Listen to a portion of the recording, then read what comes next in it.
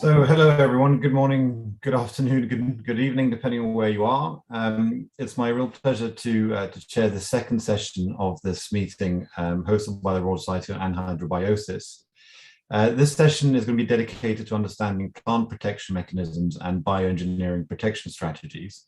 And we've got a really, fascinating group of talks and indeed poster presentations that are going to be highlighted here today. So our first speaker this afternoon here in the UK is calcium signaling in response to stress in plants. And that's going to be a paper presented by Mark Knight from the University of Durham here in the UK. So Mark, I see you're with us, so please share your screen and give your talk. Okay, can you see me? Yes, we can, and your screen. Thank you. Okay, excellent. Right.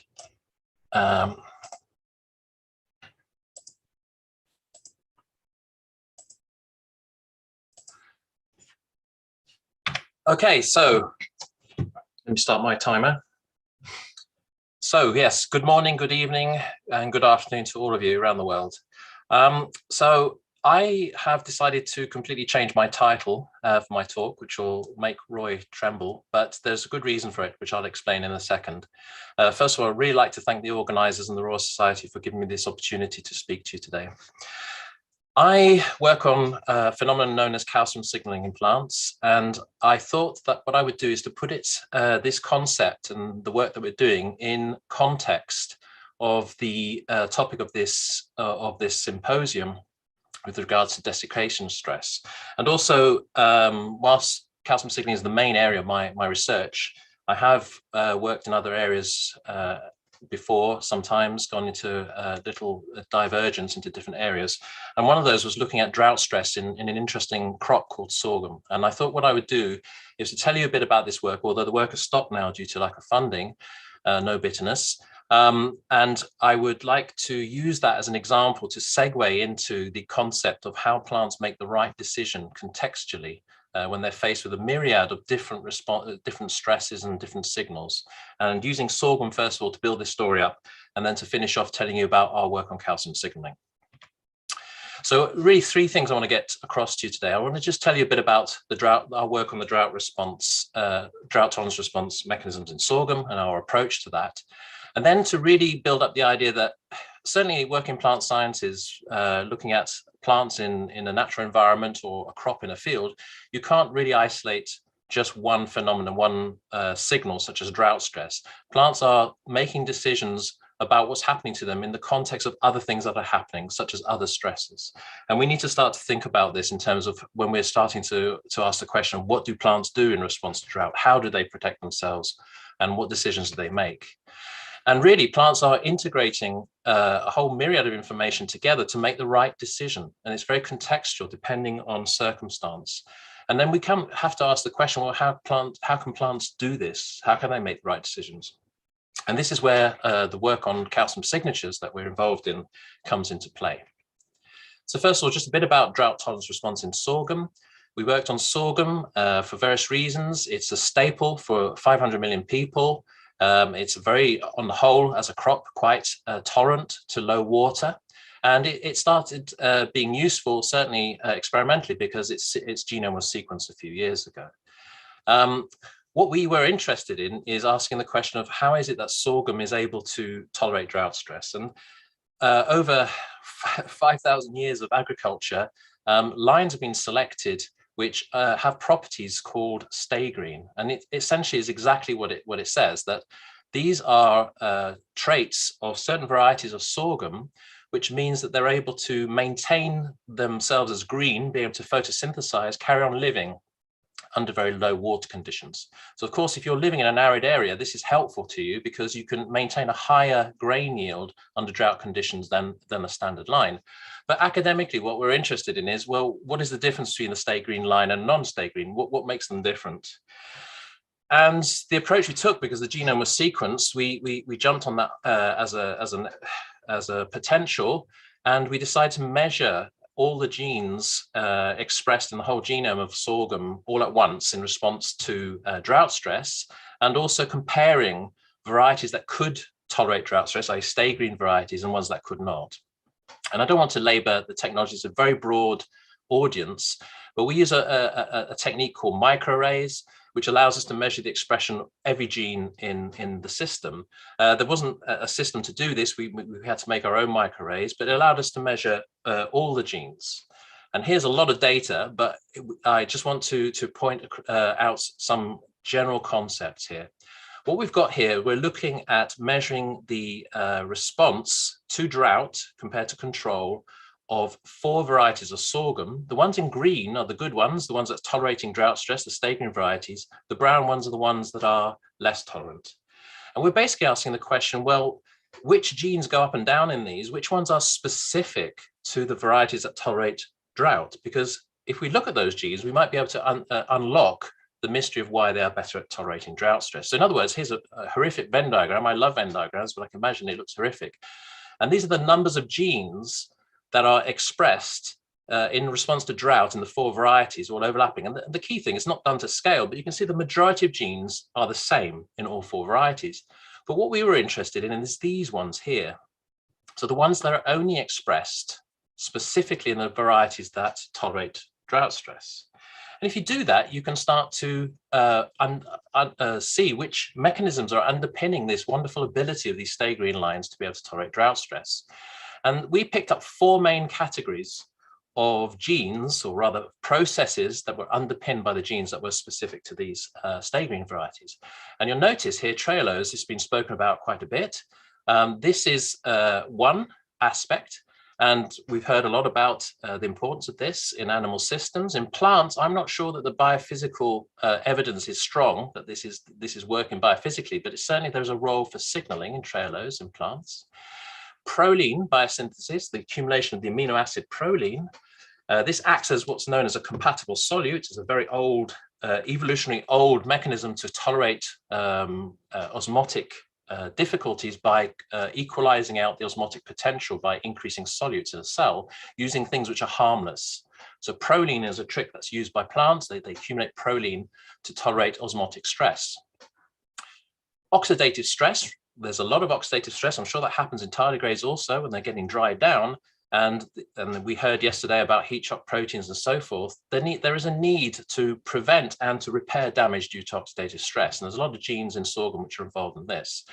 And of all these are all fairly non-plant specific. Proline, oxidative stress response, trehalose happens in other kingdoms, but stomata is very plant specific. These are the little pores on the leaves of plants which plants can use to control water loss. So the ability to control water loss from the plants mechanically is also something which these stay green lines do better. Anyway, just to give you a little example of our approach of how we unlock some of these things. So if we look at proline biosynthesis, what we did is we looked at all the genes which are involved in proline biosynthesis. And we are basically looking at the expression. This is a stay green variety. This is a non-stay green variety. So this is a tolerant one versus an intolerant one. And we examined which genes were particularly higher expressed in the tolerant line. So we found one gene in particular. And this gene happens, I won't bore you with what it is, but this is a gene that's absolutely key. It's a rate limiting step, or the protein it encodes, rate limiting step in proline biosynthesis. And so we're able to test using other methods, a different type of method, to see, yes, indeed, that in the variety that tolerates drought, this is higher, but this is just a gene. We can sort of say, okay, the gene is up, but does that really show that the plants are doing something, accumulating proline? Well, the answer is yes. If we measure proline itself, we find that the stay green varieties do accumulate more. So this kind of explains at least partly the trait by how these plants are able to tolerate drought stress. So this was our approach. But as I said to you, it's all very well working in the lab where you grow plants very happily, give them lots of water, and then when you want to, you come along with your lab coat on and you deprive some of them of water and you call them drought, and you carry on watering the others and call them control. But everything else is the same, and it's not really a natural situation. And particularly with climate change, things are becoming more unpredictable. You could have drought at the same time as cold or a pathogen attack or heat stress. And surprisingly, the outcome of a particular sort of sensing of a signal, of a particular signal, how the plant responds to that is really very dependent on what else is happening.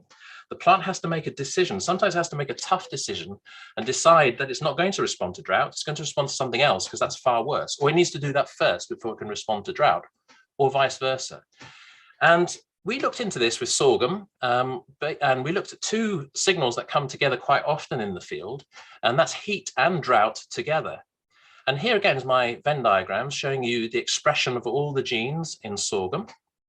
And what we're seeing here is how many genes are induced in response to drought, how many genes are induced in response to heat stress. And as you can see, there's a bit of overlap, but not a huge amount. And here, this is the surprising, perhaps, thing, but it is as a phenomenon that's really very clear now in plant sciences that this is the case. If we combine heat and drought together, we get a novel set of very large novel set of genes. So that's saying that when you combine two stresses together, you're not just getting an additive effect. You're actually getting a de novo effect where you're having to induce genes which are specific to the combination as opposed to the individual stresses. Now, you may take a step back and say, well, that's obvious, Mark, because if you have heat and drought together, that's providing a different challenge to the plant, a novel challenge, and then you'd be absolutely right.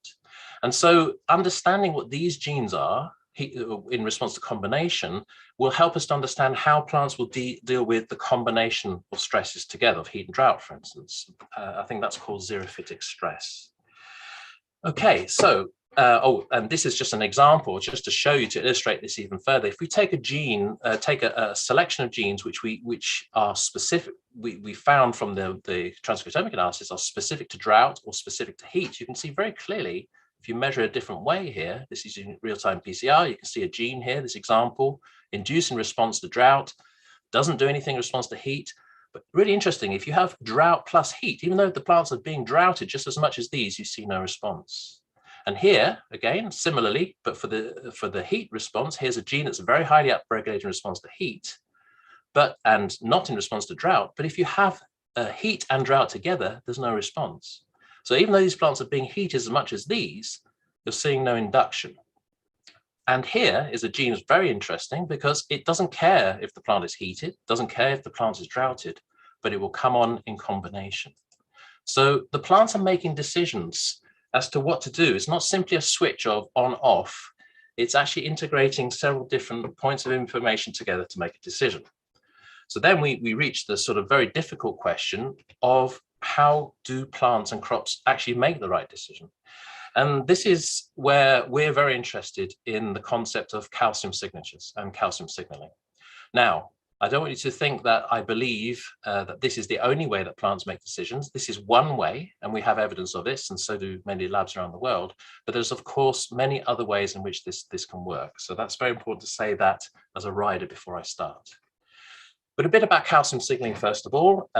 You are using calcium signaling right now if you're listening to me or looking at my slides, because basically, certainly in eukaryotes, it's a common way to combine, to couple a stimulation, a signal, an external stimulus such as light or sound to a response. And what you're doing is you're converting an external signal into an internal signal, so effectively an internal language, which then will provoke the correct response, okay? And in the case of plants, we're talking about stress, drought stress, loss of water is not good, and that's seen as a stress which causes an increase in calcium in the cells, a concentration of calcium in the cells, which leads to gene expression. And why? Well, the plant is trying to induce the expression of genes which produce the stress proteins, which allows it to tolerate the original stress. Okay, so it's a responsive phenomena to activate the correct proteins required to defend oneself against the stress. But, and here's calcium, just to emphasize its importance, I've outlined it here. But both interestingly and frustratingly, calcium is used in response to drought, it's used in response to cold, it's induced in response to pathogens, plants use it. And in fact, this list here is a picture of all sorts of signals, external, internal, other organisms. All of these provoke an increase in calcium in the plants. So that's great in some ways. You can say, well, if you're working on calcium signaling, you've got a lot of work to do because you can look at all these different biological phenomena. Wonderful. But on the other hand, we have a conceptual problem, because if they all use calcium and they all should provoke a different response to protect the plant, how can that be? Somehow the message of the fact that the plant's seen drought as opposed to cold, as opposed to heat, needs to somehow be encoded in the internal language in the calcium response. And this is what we're interested in. Now, one way out of the problem, or rather to explain it, is this, that actually all calcium responses are not equal. So I go back to the pretty picture here. Here's drought response in the roots. Here's cold, which affects all parts of the plant. Here's pathogens, which affects primarily the roots when we do the experiments, when we're adding them to the leaves. The leaves, I should say.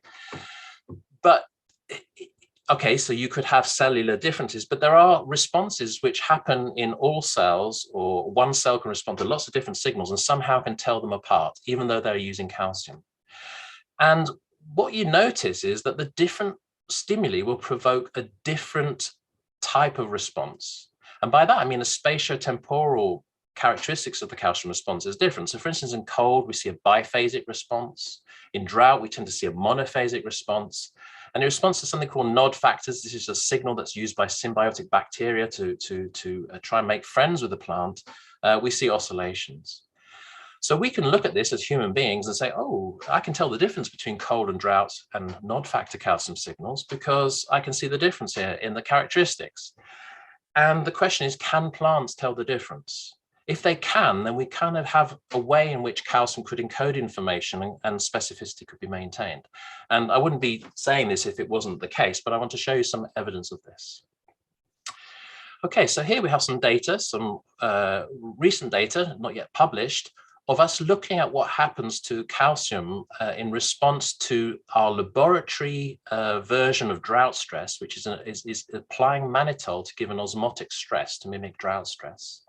And our laboratory version of how we would apply a signal to tell the plants, to make them think they're being under pathogen attack. And this is using a small peptide called flagellin, which is what's known as a molecular pattern from a pathogen. So the plant recognizes a receptor and knows it's under attack. Now, what you'll notice in red here is this monophasic response here in response to mannitol. So this is the red one is the drought response. And the green one, the flagellin one, has very different characteristics. And both of those would tell, the red one would tell the plant it's under drought attack, and the green one tells the plant it's under pathogen attack. But if you take them together, what you notice is very interesting, that you get a completely different signature, okay? And what is very interesting, we know, I won't show you the data, but we know that it's really, for drought stress, it's the very early events that are important. And you notice that if we add the pathogen signal, the drought response is smaller, okay? But the overall characteristics of the calcium response, in a sense, the area under the curve is bigger when you have a combination. So it's not, well, you'll see the data in a minute, you'll say, okay, well, fair enough, it could be a threshold phenomena, these things, but it's not as simple as a threshold phenomena, because basically that purple trace probably has more calcium increase overall than the other two. Yeah, I'm going to show you data now showing you that this calcium increase in purple here expressly does not induce the drought genes. Okay, so let's show you this data now. And let me orientate you a little bit here. On this axis here, on the y-axis, we have the expression of a gene, a typical gene that we look at, which is drought inducible. And here are the different treatments at different time points. We have our control, which is water, mannitol in red here, which is our drought, flagellin, which is our pathogen signal, and here's the combination in purple. Now, if we just look at the water versus mannitol, we see what nature has intended to happen here in response to drought stress. This is a drought-induced gene. It's there to be induced to combat drought stress. And you can see a nice kinetic here going up after 3 and 6 hours. But what's really interesting is if you add flagellin, obviously flagellin doesn't induce this gene because it's a gene required for drought stress, not for pathogens. You notice that in combination, though, although the plants are seeing the osmotic shock and they should be expressing like this, they are not. So the plant has made this decision, has based its decision on whether or not to respond to drought based on the fact that there's a coincident signal coming in which is telling the plant is under pathogen attack. So we believe, and we've got evidence, that it's actually the calcium signature that is specifying this information. And here's a bit of evidence to show you. So if you think about it, a logical experiment, if I say to you, well, I think plants can measure different calcium signatures, they can tell them apart, how can I test that? Well, if I gave plants different calcium signatures without a primary signal, if I triggered a calcium signature, I could see what the plant does with that information.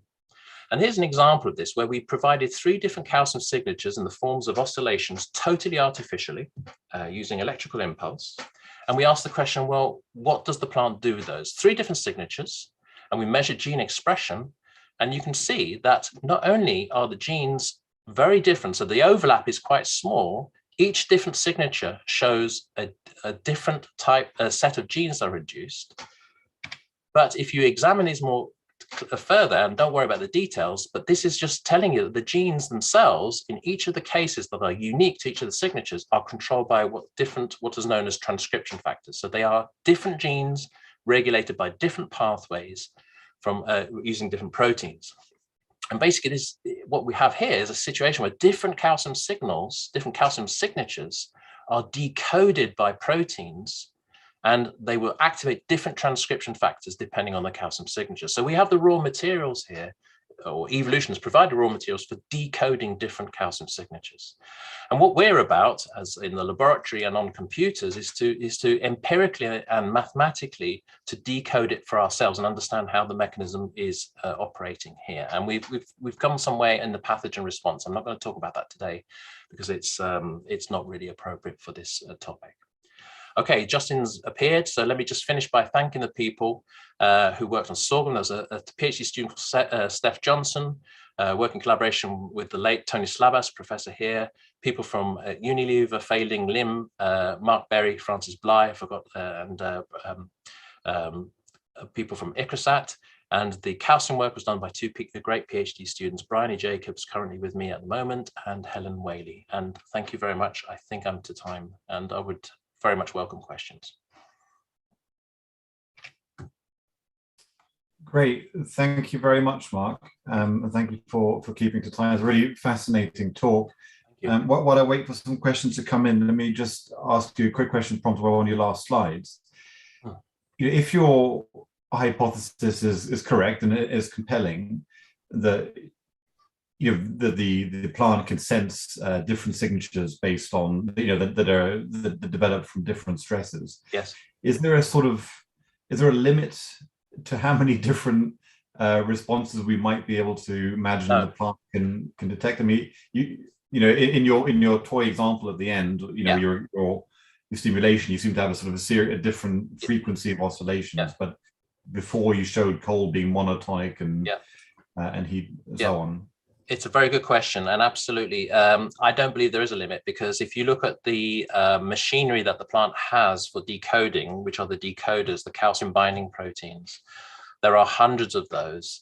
And the mathematical modeling would imply that what's important are the characteristics of those components in terms of the on-off rates, the KD to calcium and so forth. And there's actually, we can certainly in the simplified form can show how these different decoders can discriminate. So we've done this for 3 calcium binding proteins, and we can show that that is the case. There is we can already explain the decoding of quite a large number of calcium signatures just with 2 or 3, and there are hundreds in the genome. So the potential is there. We haven't proved it, but I think there's no limit to the potential for the number of calcium signatures and combinations that could be used to encode and also to be decoded by plant cells. And the same is true of all kingdoms, of course. Okay, that seems hopeful, at least, I suppose. Oh yeah, yeah. It gets me out of bed. Yeah. And Nick asked one more question, and maybe there'll still be time for one more afterwards. If people aren't familiar with the Slido link, that is available through the same webpage where you found the event link for the webinar itself, and you can type questions onto there. But can I just ask you, at the beginning you sort of said, well, you're looking at the genes that are upregulated, say, in the drought-resistant variety versus the ones that aren't. To what extent are the genes that aren't expressed in that form interesting? You know, very, very. Human nature is this sort of predisposed to looking at genes that go up as opposed to ones that go down and not there. You're absolutely 100% right that they're important. We haven't analyzed them, but I think they will be very important, definitely, because it's all about compromise. The plants, the non-stay green varieties will do better under other conditions. So you need to suppress genes which would do better under conditions which are not drought. And this is part of what is important about the stay green varieties, that they are suppressing certain genes that they don't need for other things. And that we have not looked at, but you would be absolutely correct in saying that they are likely to be extremely important. Okay, great. And I had 3 questions that have come in on slide, and I'm afraid we're going to have time for one of them because I thought too much of it. Oh, well. But one from Clinton Bellett, I'll ask, who says that there's a resurrection graph that showed autophagy in response to tree halos accumulation. Oh, interesting. Offhand, do you know how autophagy was affected in sorghum during these different stresses? Well, autophagy, if we're going to assume that senescence is an output of what's happening to autophagy, then autophagy is inhibited in the stay green varieties for sure. If you look at the ontologies of the genes that are upregulated and downregulated in the stay green varieties, you do get ontologies for autophagy that are affected in the stay green varieties, and they are inhibited. So I would say that's correlative, but good evidence that autophagy is arrested or delayed in the stay green varieties. Now, we have no link with the trehalose or the trehalose phosphate more specifically to that, but that link could be possible. The difficulty would be to show that formally. One would have to produce, obviously, transgenic sorghum to manipulate that pathway. I would put money on this being correct, but at the moment it's just correlative. Okay, that's brilliant. Well, look, thank you, Mark, again for your talk. As I said, Slido seems to be quite slow in updating, so if you have a chance to go onto there yourself, you can see the questions that were asked. Okay. Might be able to respond to those people. Okay, thank you. Thank you, Justin. My pleasure. So we'll move on to our second talk of the session. This is from Professor Dorothea Bartels at the University of Bonn. And she will be talking, as you can see on the screen, about the survival of angiosperm plants during desiccation. As I said, because Slido is a bit slow in updating, if you do have questions for the speakers, I would ask you to type them in during the talk, so rather than waiting till the end.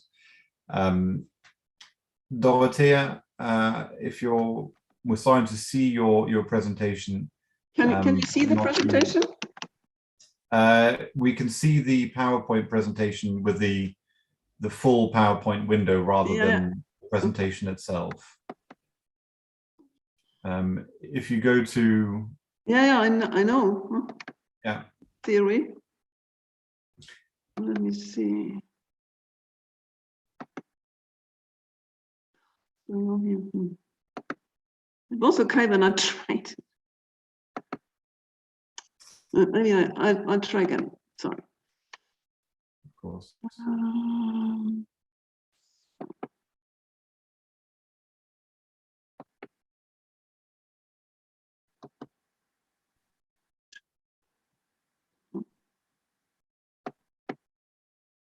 I don't know. Or should I go on like this? It's not the best. Yeah. I mean, that's currently what we see. I mean, if this is just for the interest of time, I wonder whether if you just sort of shrink the slides on the left-hand side, we can work with it like this. I think everyone will still be able to see. Stupid. It was perfectly all right when I tried it. I can go again. Stop.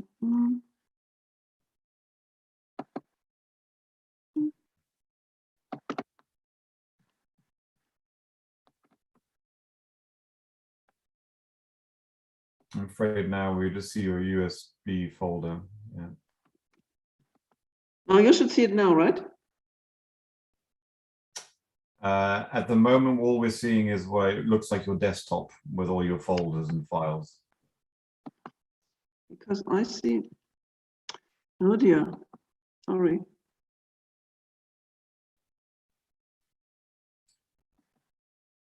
What do you see now? Just you, I'm afraid. Is it okay now? At the moment, all we can see is your face, the video of you. Because now for me, it's the full presentation. Yeah.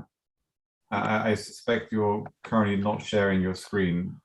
Yeah, if you go to the Zoom functions along the bottom of your screen. Yes, I have now sharing the screen, yes?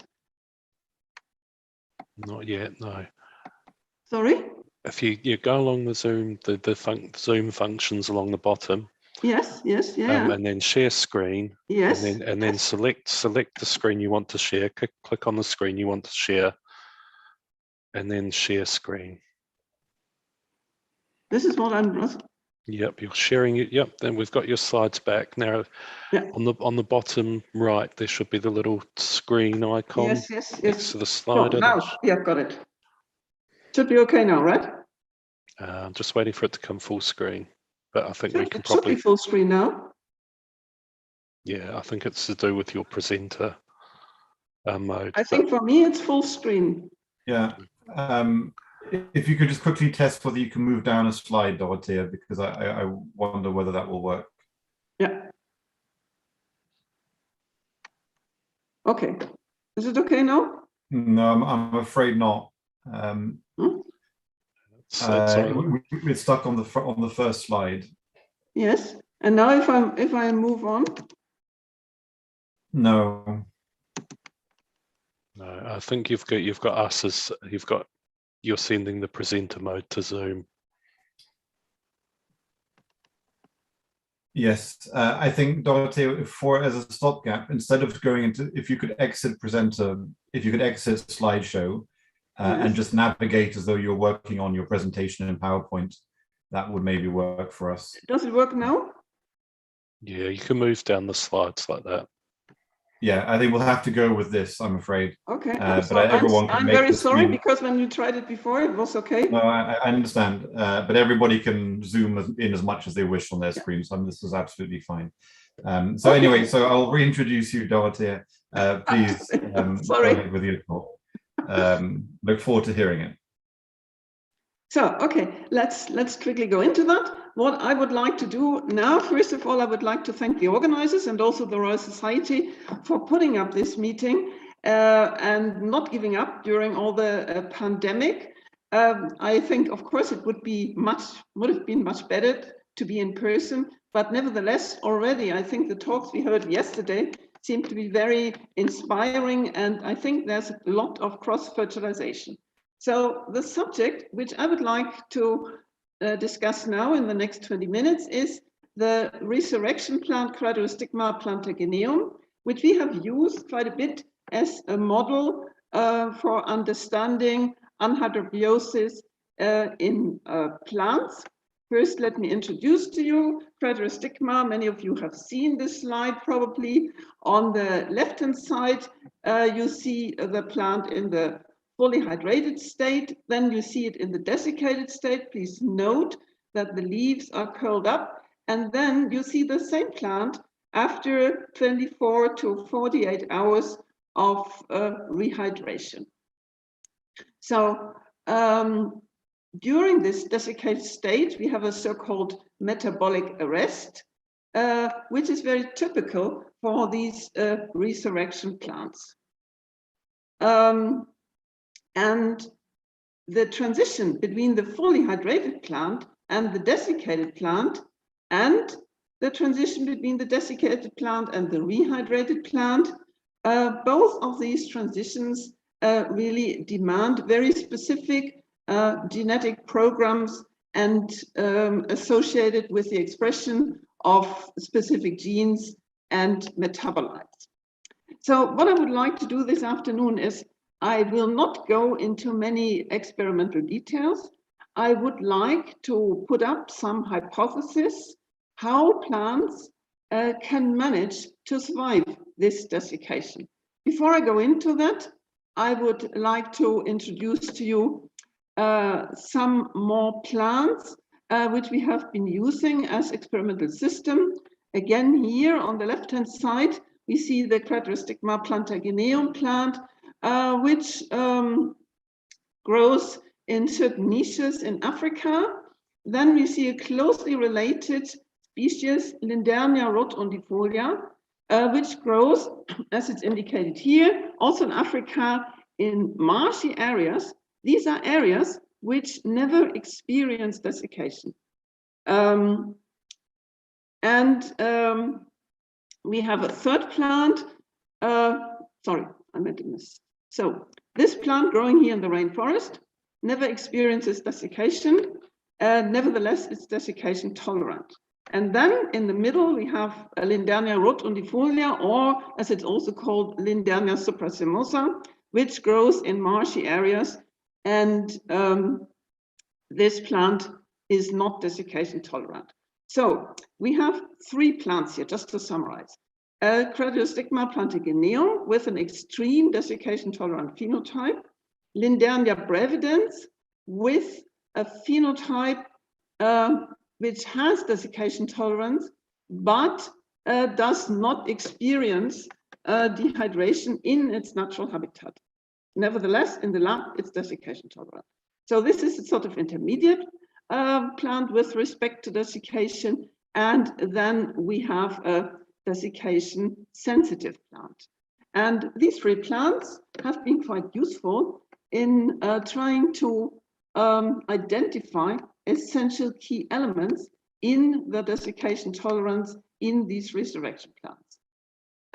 First of all, as I have shown you before, and when the plants survive the desiccation, what has happened? They curl these leaves. And we think that this is also associated with a particular surface. We need a super hydrophobic surface because, and that is shown here with as an example of grass to show you what this super hydrophobic surface means, that when you only have a few drops of rain, the plants will not rehydrate.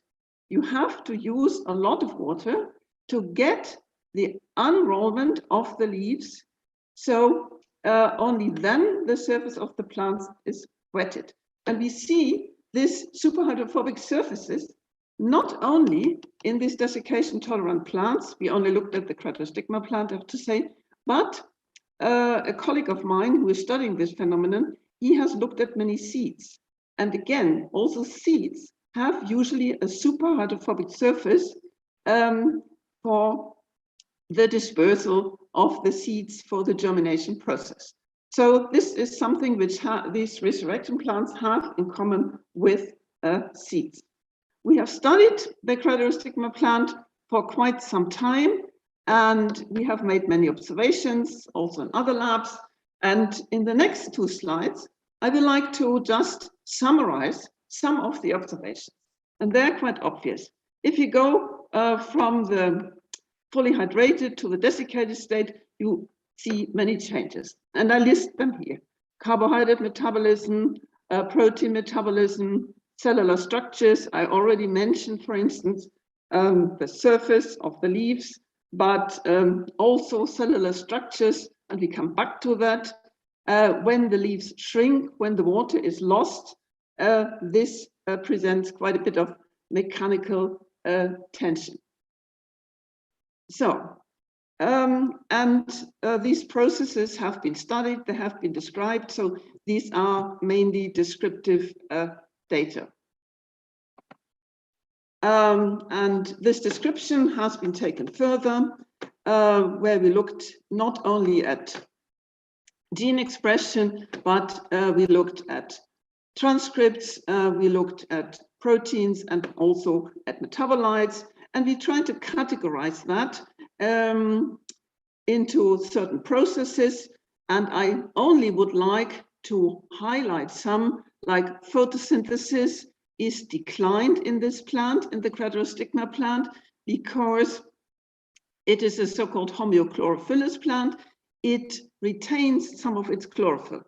This leads to extra complications because we also have, in addition, oxidative damage. We can observe changes in the cellular respiration, etc. And most of these changes, eventually, during the process of rehydration, they are reversed. This was work which was done with in a collaboration with the group in Luxembourg, with Jenny Renaud and colleagues. So we have a lot of these sort of descriptive data. So what does it mean to us in order to understand the desiccation tolerance? And that's what I would like to focus on today.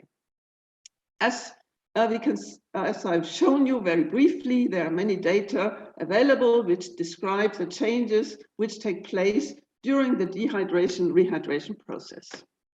And what has been noticed by several groups, that the acquisition of seed-specific pathways, I just mentioned the surface, are major determinants of the desiccation tolerance in vegetative tissues of resurrection plants.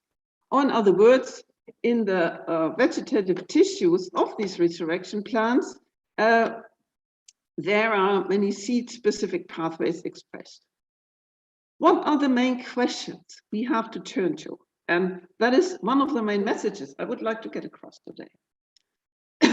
We have to consider which are the essential evolutionary adaptations which allow the targeted expression of these different stress pathways, which I've just sort of very briefly tried to summarize. And which are the triggers? So in the next 2 slides, I would like to come to show you one possible trigger. So when we go through the dehydration process of a leaf, and we make sections of the leaf and view them under the electron microscope, that is shown here. Here you see the dehydration process, and you see the rehydration process, and you see the transverse sections through a leaf, and you clearly see the shrinkage of the cells. And you also, if you look very closely, you can see the curling of the cell walls. And 48 hours of rewatering are required to restore the phenomenon of the cells. So we tried to investigate some of these components on the biochemical molecular level. And what we observed was that in leaves, we see quite a number of cell wall modifications. And we think that these cell wall modifications can be one of the triggers and have to be in place to induce anhydrobiosis. Roots are different, they are thinner, they don't shrink so much. And we think that ABA signaling and water conductivity are major triggers in the root tissues.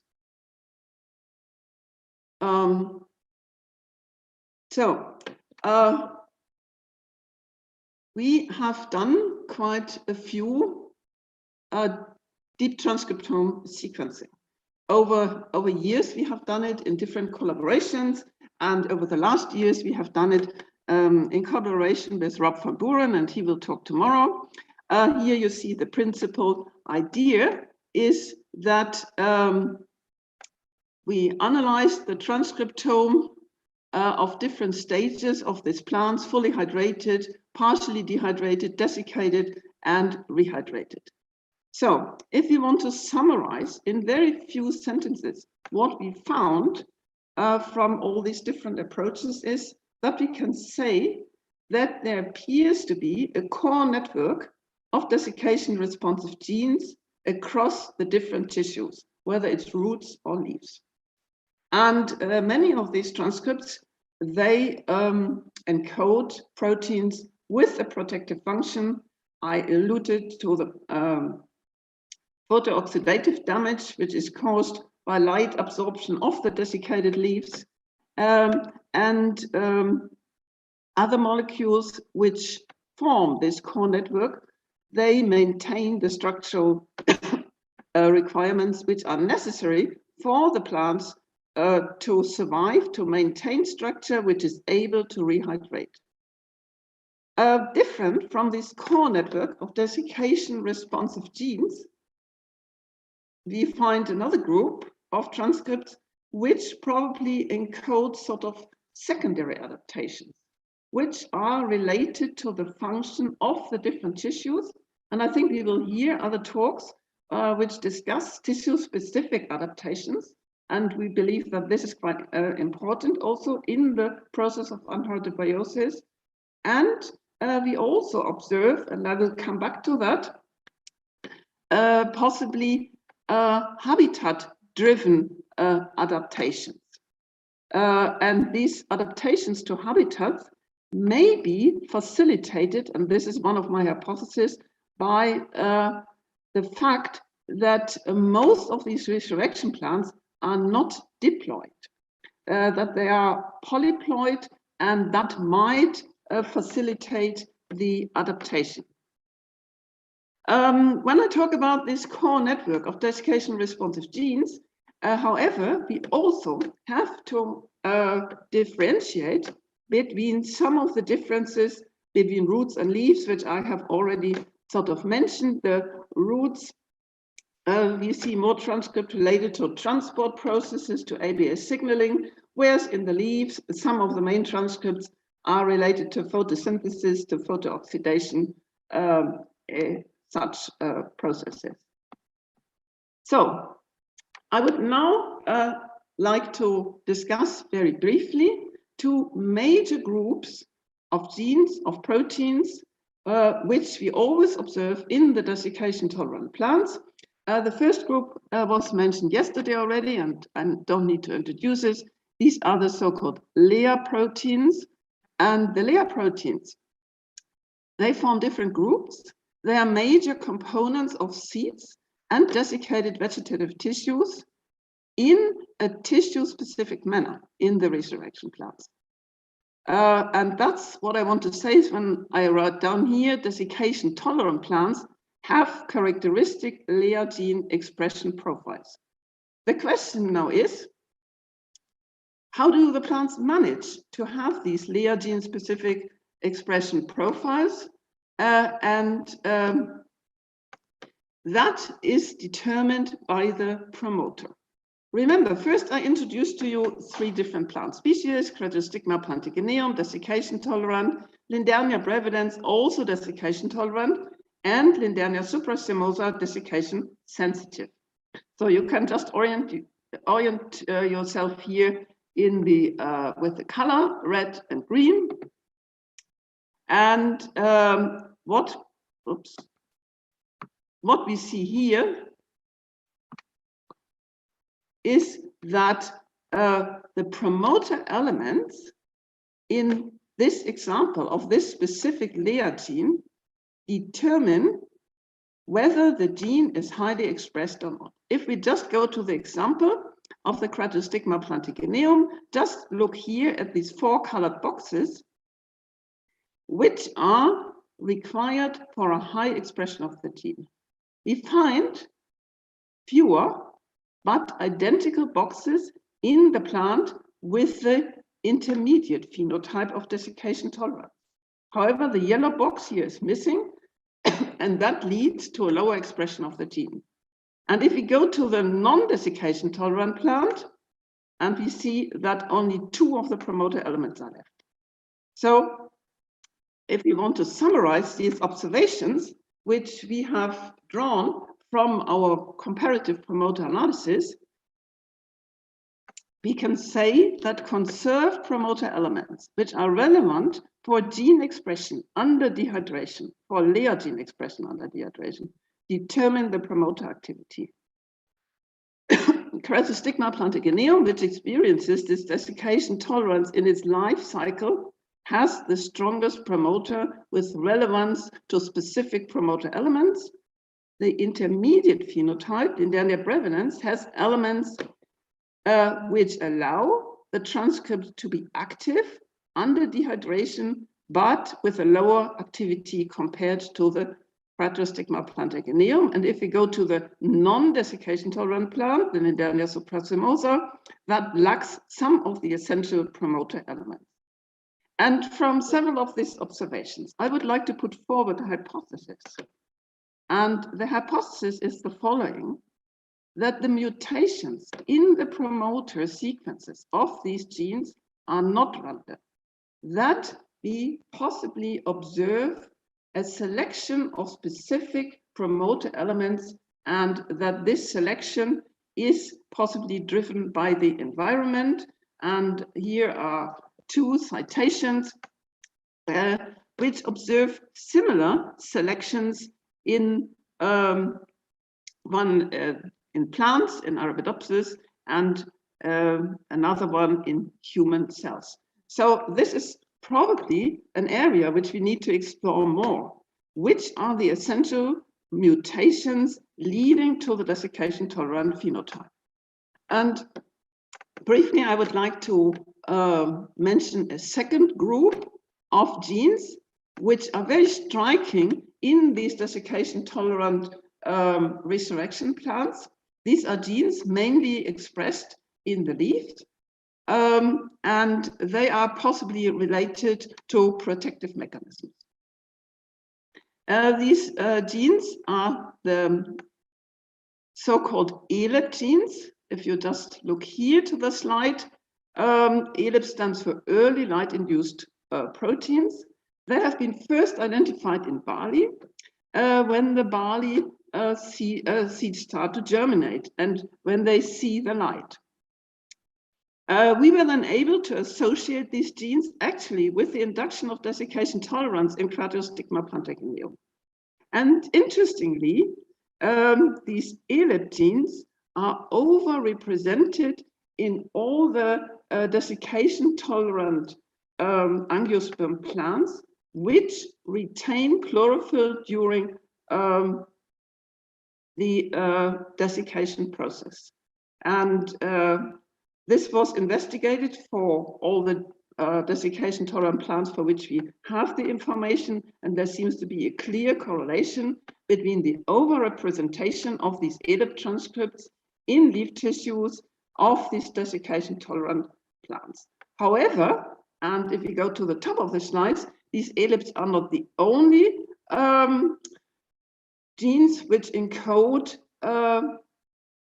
proteins which contribute to tolerance or to photoprotection. There are also some understudied unknown plants, and that's what we observed here. We don't really understand the function, but these other genes might even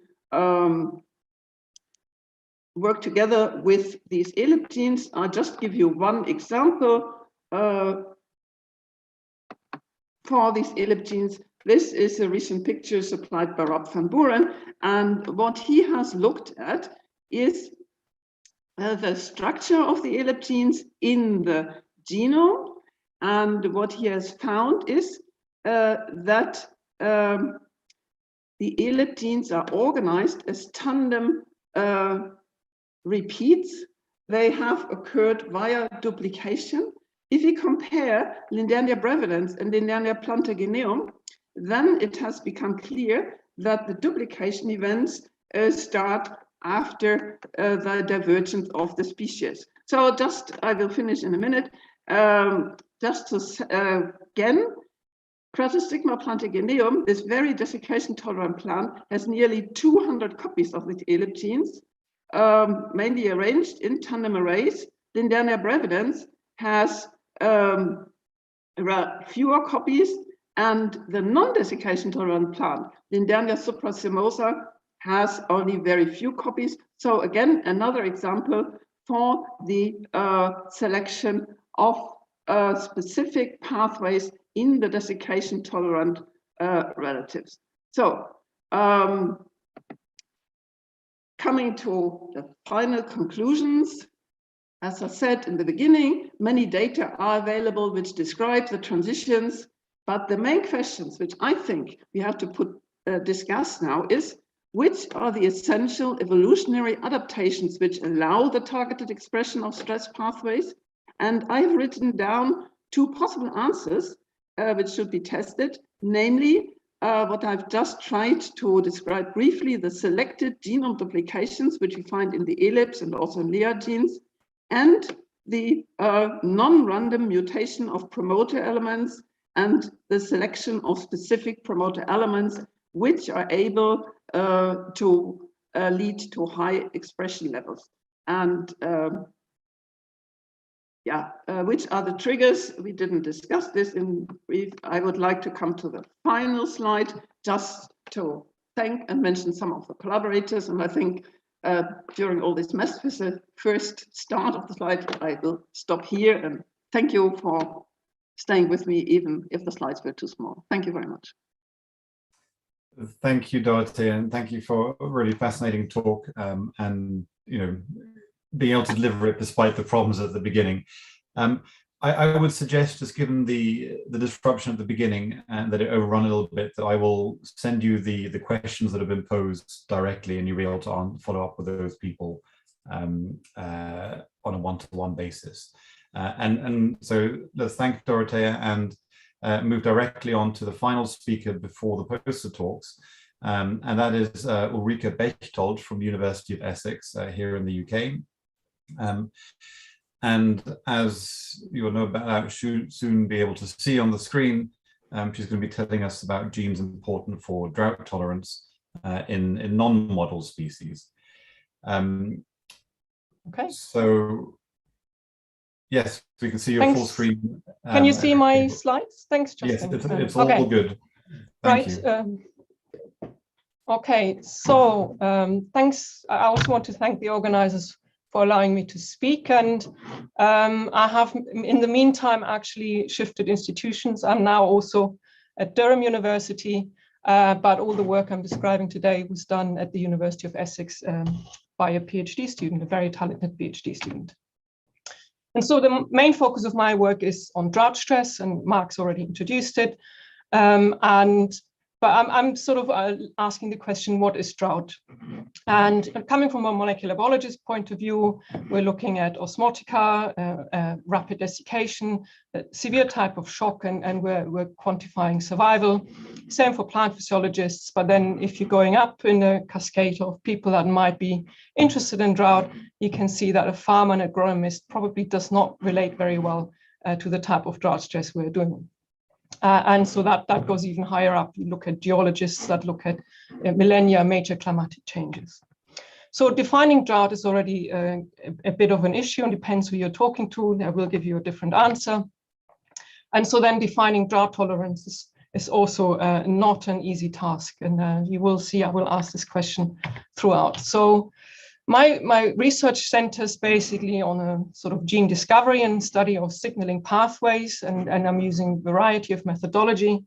But today I'm just going to focus on the comparison between distantly related species, so more of an evolutionary and comparative genomics approach, to look at how mechanistic changes, what are the mechanistic changes that have underpinned land-plant evolution, but also trait evolution, and with a focus on drought tolerance. Although, as I say, we do have problems defining that at this point accurately.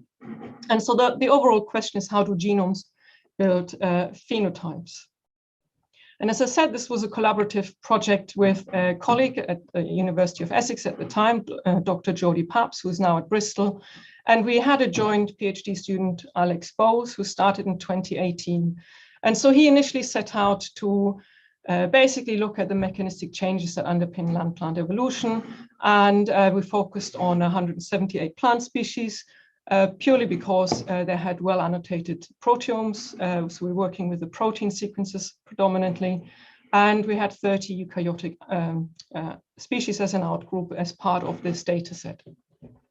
So that represented all the available plant genomes, also algal genomes that were of good enough quality. And so he basically extracted 9 million proteins, did an all versus all blast to identify similar protein sequences, and then designed a similarity matrix and used a Markov chain clustering. So I'm not going into too much detail here. That uses graph theory to basically put proteins that have a common ancestor or quite closely similar to one another into homology groups. And so homology groups are basically a set of proteins that have distinctly diverged from one another, from others, but they are assumed to share a most recent common ancestor. And this is a very broad clustering term that we've used. So that means we're containing ortholog genes as well as paralog genes in these homology groups. And when you look at the recovery of our homology groups, they tend to contain either subfamilies or gene families, or maybe slightly bigger superfamilies. So we're quite confident that this clustering works to really extract groups that share a common most recent ancestor. And then personalized scripts were used, and they were developed by Dr. Jordi Paps, who works on animal evolution, to extract these homology groups and to incorporate also a phylogenetic framework into these homology groups, to then divide them into 4 different categories. So we can divide them then into ancestral. So these are homology groups present in the last common ancestor of a clade. So they're quite old and ancient genes. We can have novel homology groups that are basically found in the last common ancestor of a clade, but then are absent in the outgroup. And then the novel core genes are basically genes, a subset of the novel genes that are also in the last common ancestor of a clade, absent in the outgroup, but they must be represented in all the species subsequent relevant in that clade. So there cannot be any gene misses in any of the species in that clade. And then the lost homology groups is basically part is present in the outgroup, and then that gene was lost in subsequent species evolution. So with those 4 categories, we were then able to interrogate basically all the homology groups. We had 20 or 30,000 homology groups as an output, and we could classify them into distinct groups, and then basically looked at the evolution of the plant kingdom. So here we're going from the red algae right through to flowering plants. And what you can see here is we have the ancestral genes, the novel core, which are the blue, and then the lost genes at each node in this particular phylogeny. And what we found is that there were 2 major genomic novelties in the evolution of land plants, one in streptophytes, and then at the actual emergence of land plants in the embryophytes. You can see 50 homology groups emerged here and 103 in the embryophyte lineage. And then there's another burst in the spermatophytes, but in the evolution of land plants, there were distinct 2 peaks of novelty that emerged. And if you look at what is sort of the function of some of these homology groups, in the streptophytes, they're particularly linked to multicellular organ development. A lot of transcription factors emerged that are to do with cell division, root development, also some precursors of phytohormone signaling, and responses to biotic and abiotic stress are within that category. And then at the land plant emergence, so in the embryophyte clade here, what peaked basically was again transcription factor activity, but now more to do with organ development, cell wall initiation, lignin synthesis, stress signaling, UV signaling. So everything that you can imagine is a plant really needs when it is exposed on dry land to a lot of different environmental cues than there would be if you're an algae, for instance. So that was published in 2020, and then so I'm not going into too much detail from that, but that basically gave us the idea that obviously the origin of land plants was marked by these 2 major genomic novelties.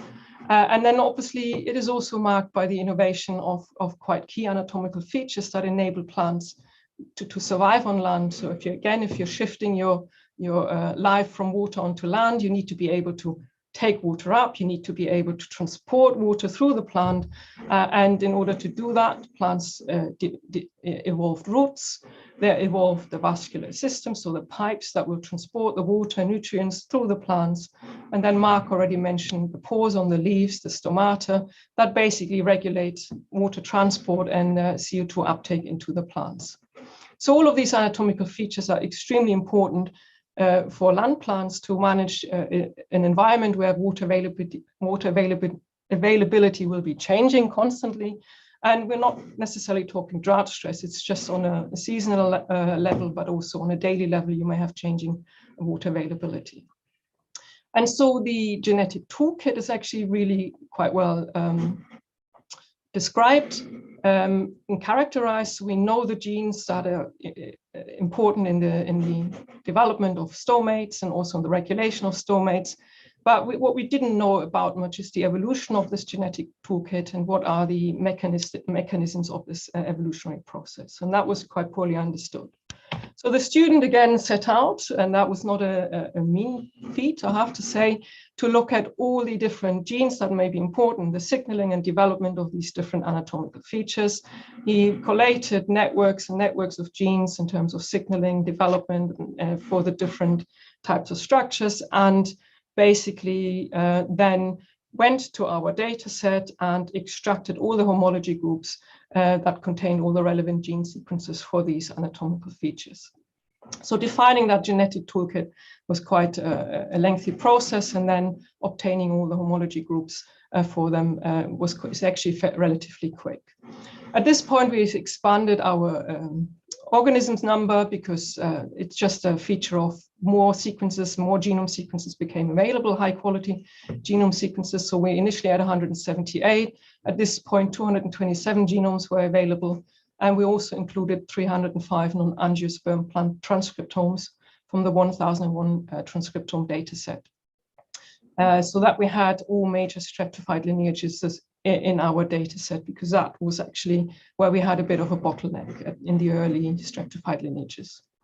And then he aligned all of the gene sequences, and the trees were inferred and then rooted against the latest plant phylogeny. And this is just an illustration. And Alex, at the end of this process, said if he never had to look at another tree again, he wouldn't mind. Okay, so that was quite a laborious exercise. And just to illustrate, and I think Dorothea already mentioned this in the evolution of some of the Lea proteins. So what we can have a look at is basically what are the novel genes. So if you're looking, this is basically for flowering, for the angiosperms, there is a gene that emerges in the angiosperms that is absent in the gymnosperms, and this is obviously a major novelty here. So we would classify that as novel in this process. Duplicated again, so again, you have a duplication event early on. And then what is important here is to superimpose this onto the species tree, because then you can really make assumptions about genes that may be related through speciation. So you can really then identify the orthologous genes or the paralogous genes, which are basically related by duplication within the species. And so gene duplication is obviously also a major driver of evolution. And then we can also have a look at co-option, which basically means we have an ancient gene that may be already present, but then has been repurposed in younger plant clades in order to have a different function. And so this would be co-opted genes here. So they're present in the gymnosperms, patchy, and then really present in all angiosperms and may have evolved a different function. So to cut a long story very short again, so he basically looked at all the traits when they emerged. Stomata, there's a single origin quite early on. And so that was mainly driven by gene novelties here, whereas stomatal regulation happens much later, so in the plants with true leaves. And that is mainly driven by gene duplication. You can see here the middle column is gene duplication. So de novo evolution of stomata is novelties. Regulatory mechanisms of stomata seems to be driven by gene duplication. Vascular tissue is mainly co-option of genes that emerged in the first land plants. And also you can see there's two origins of roots that are also eventually mainly driven by gene duplication. So actually gene expansion and gene co-option are quite common mechanisms in the evolution of a lot of these traits. And again, what we can see is that in the ancestral streptophytes and embryophytes, genomes are characterized by gene novelty. So all of these traits are characterized by gene novelty in the streptophyte and embryophyte genomes. And then you look in the seed plants, tracheophytes, we have then more gene duplication and gene co-option as a mechanism of genome evolution. And so the development of water regulatory features at every major step in this process of in the evolution of plant kingdom really highlighted the role of water as a driver of plant evolution. And so just to show you it's actually quite a unique aspect of early land plant evolution. So there are very dynamic genomes in the early land plants, and we have massive gene novelty introduced by gene duplication, but also by de novo evolution. And that this is being found in 2 nodes of the phylogeny is actually quite unique, because in the animal kingdom, that is not the case. So there's basically one major node where there's a gene novelty occurring, and then that's it. So the plants are quite unique compared to the animal kingdom, and the different modes of evolution with regards to novelty, duplication, and co-option have shaped the evolution of these key anatomical innovations important for water balance. And this now allows us maybe to target some of the old genes, some of the co-opted genes or repurposed genes, or maybe some newer genes, and investigate the function with regards to now drought stress.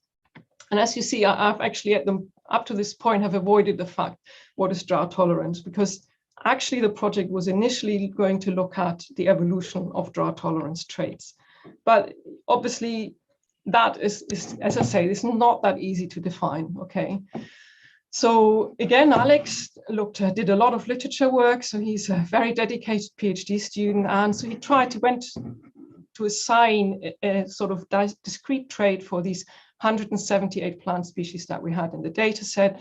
And he searched for many, many different terms.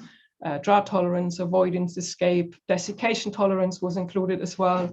And then drought sensitivity, susceptibility, prone. So he really took a lot of time to look at each and individual species in the literature, prevalence, where does it grow, to try and assign some sort of discrete trait in terms of drought sensitive, uncertain, adaptation, drought adaptation, or desiccation tolerant.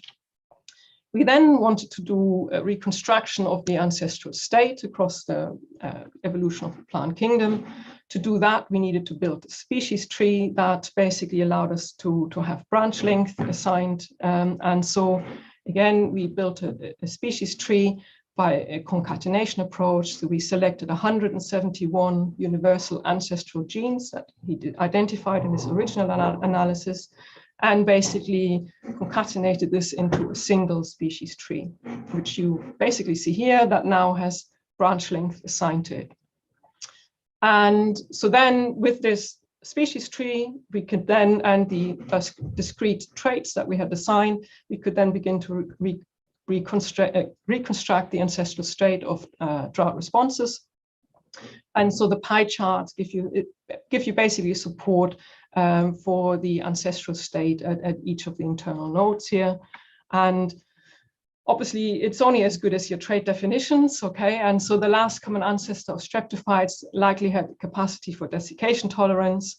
And so the main findings was that the last common ancestor of vascular plant was also likely drought adapted, and that drought tolerance is actually a highly retained trait, at least in this particular tree, and that drought-sensitive species that appear later potentially lost the ability to adapt to drought. So that were kind of the main findings from this aspect. But as I say, it's only as good as your trait definition. And so there's quite a lot of work, I think, that still needs to be done.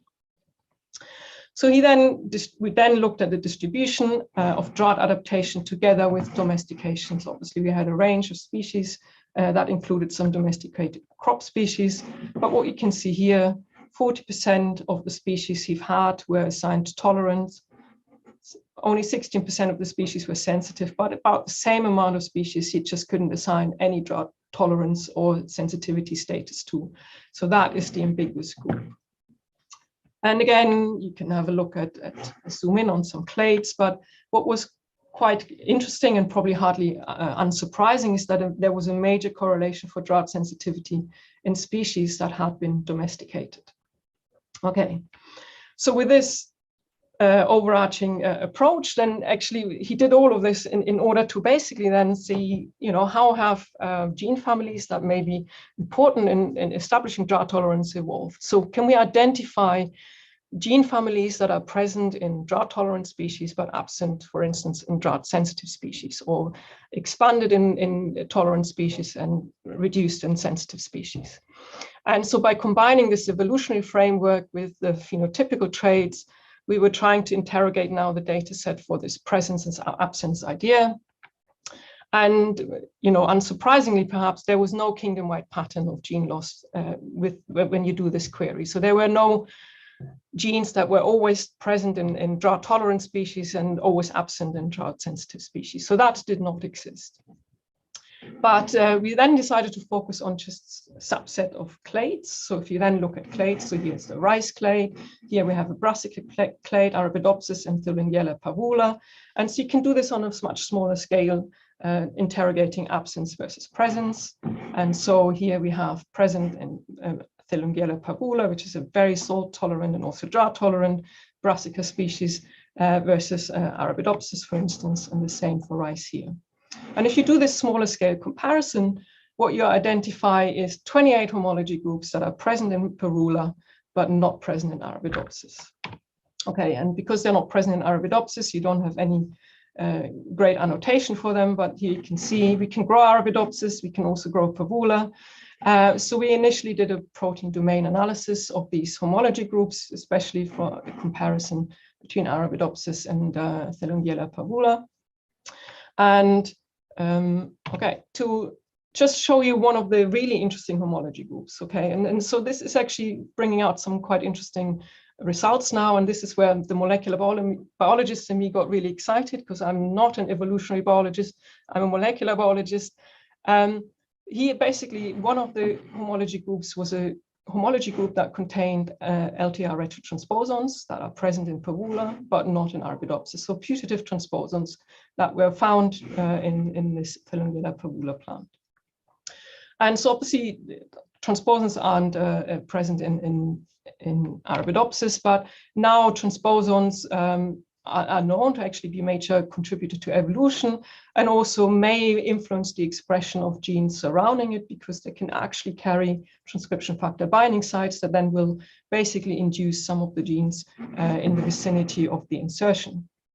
And what's interesting, if you then do a synthetic comparison between parvula insertion site and Arabidopsis, you can actually see that synthetic regions do exist. Obviously, Arabidopsis doesn't have this specific LTR retrotransposons, but they seem to be inserted in regions that are implicated in stress tolerance. So there's one LTR transposon that sits right next to salt overly sensitive, and here are some aquaporins in the vicinity, and the same for this particular insertion site. And so obviously the question is, do these transposon in parvula alter in some way the expression of some of these stress response genes, and is that one of the reasons why these plants are extremely stress tolerant? And then, unfortunately, COVID hit. And, oh, sorry, is my time up? Yeah, so I'm nearly done. So COVID hit, the student finished and submitted, and I'm now left with this, some of the hypotheses to test. We've done some RNA-seq data in parvula, and I still need analyzing this to see whether there actually is any differences in expression levels in parvula as opposed to Arabidopsis. And so to basically, just as a final consideration then, is to,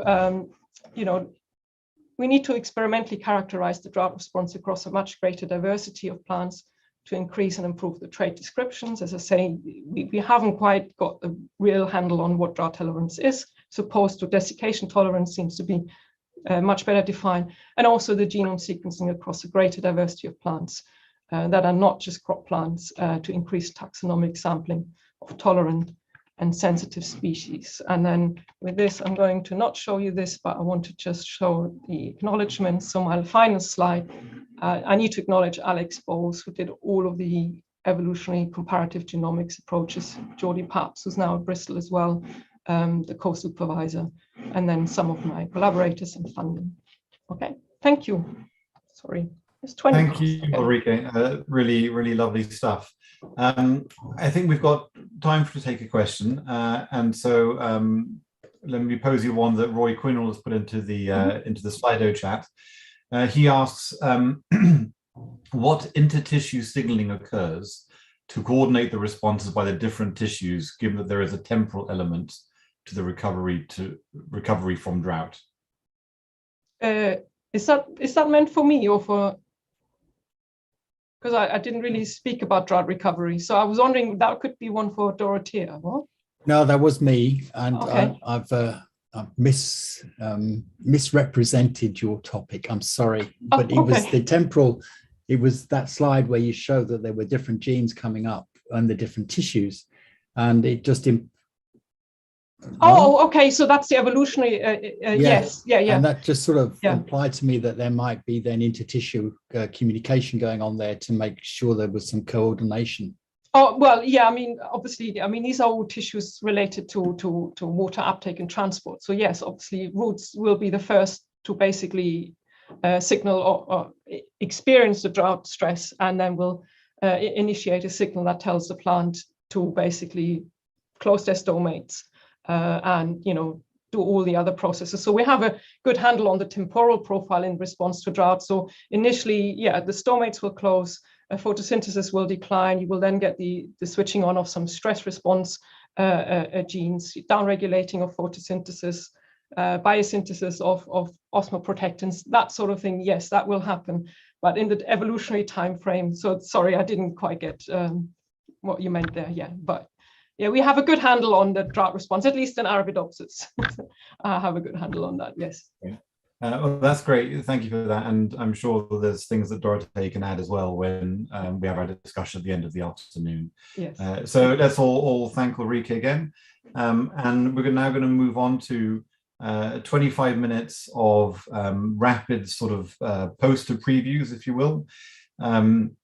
Just to remind you all that you can see these posters on the Royal Society website associated with this meeting. So do go and have a look at these. But anyway, we have, I believe it's 5 posters now. The first presenter will be Akihiro Tanaka. So I'd like to invite them to share their screen and tell us a bit about their poster.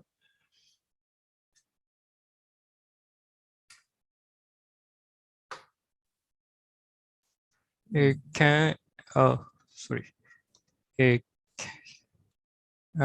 you just can you see this slide? Yeah, we can see the slide and we can see you. Okay.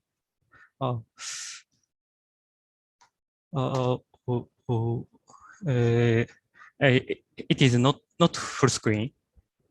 No, I think when you went to full screen, we saw your presenter view. Maybe it's easiest just to use by browsing through the slides here, because we can see your PowerPoint window. So in the interest of time, I think that's probably easiest.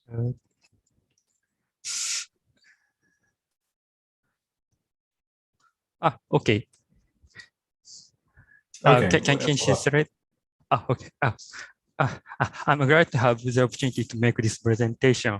I'd like to talk about cause fermentation upon desiccation tolerance and upon dehydration.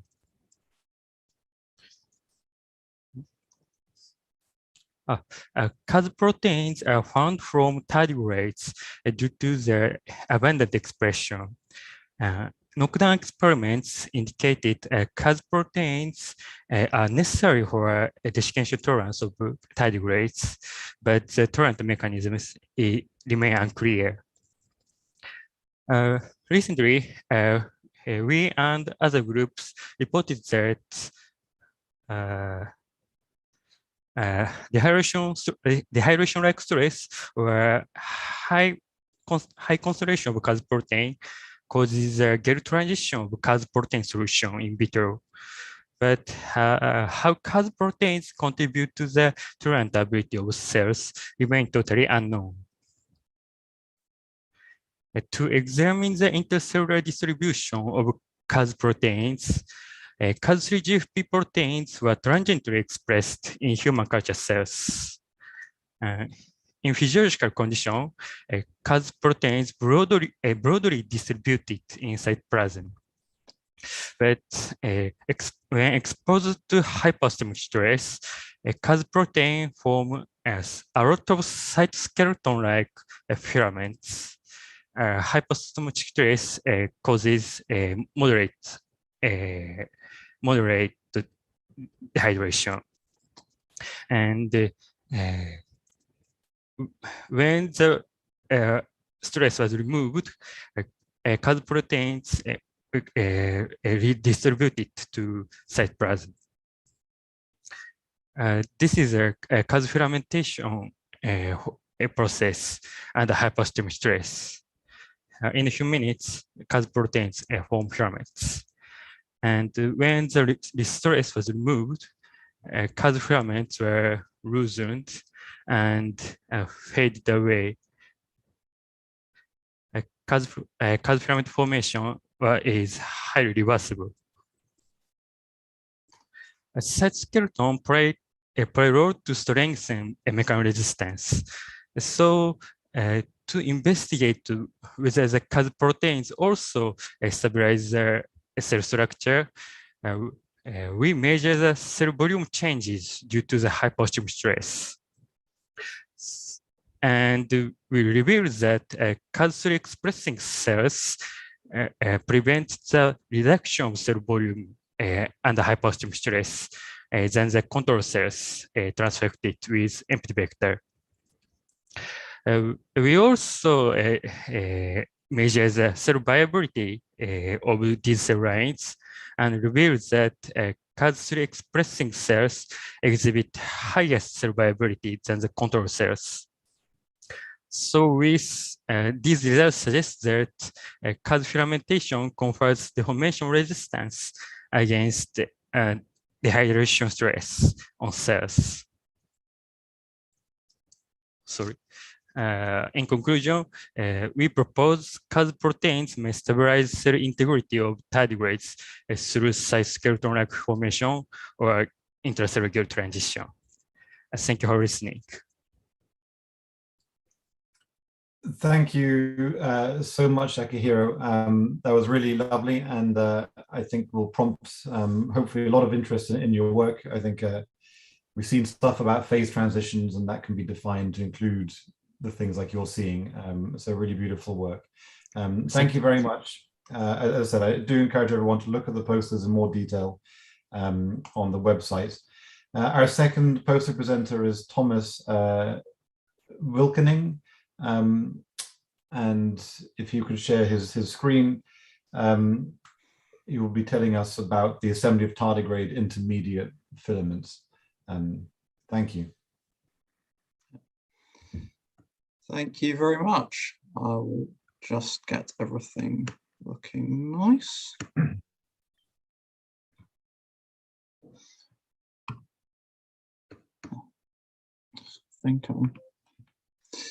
So, welcome one and all to my presentation on the intermediate filament assembly of tardigrades. Rhamnosotius farinatus possesses 3 intermediate filament proteins, cytotardin, lamin A, and lamin B, so-called, orthologs of the cytotardin, lamin 2, and lamin 1 found in H. Dujardini, respectively. When these proteins were discovered, it was found quite clearly that they tightly adhered to the nuclear, or in the case of cytotardin, cell membranes. For the lamins, the causes of this were quite apparent. The lamin 2s or A's had CAX boxes for presentation for prenylation, and they all possessed nuclear location sequences. Now, we aimed to study the in vitro properties in order to get some insight on the behavior of these proteins. Cytotardin and the lamin A produced complex meshworks in vitro.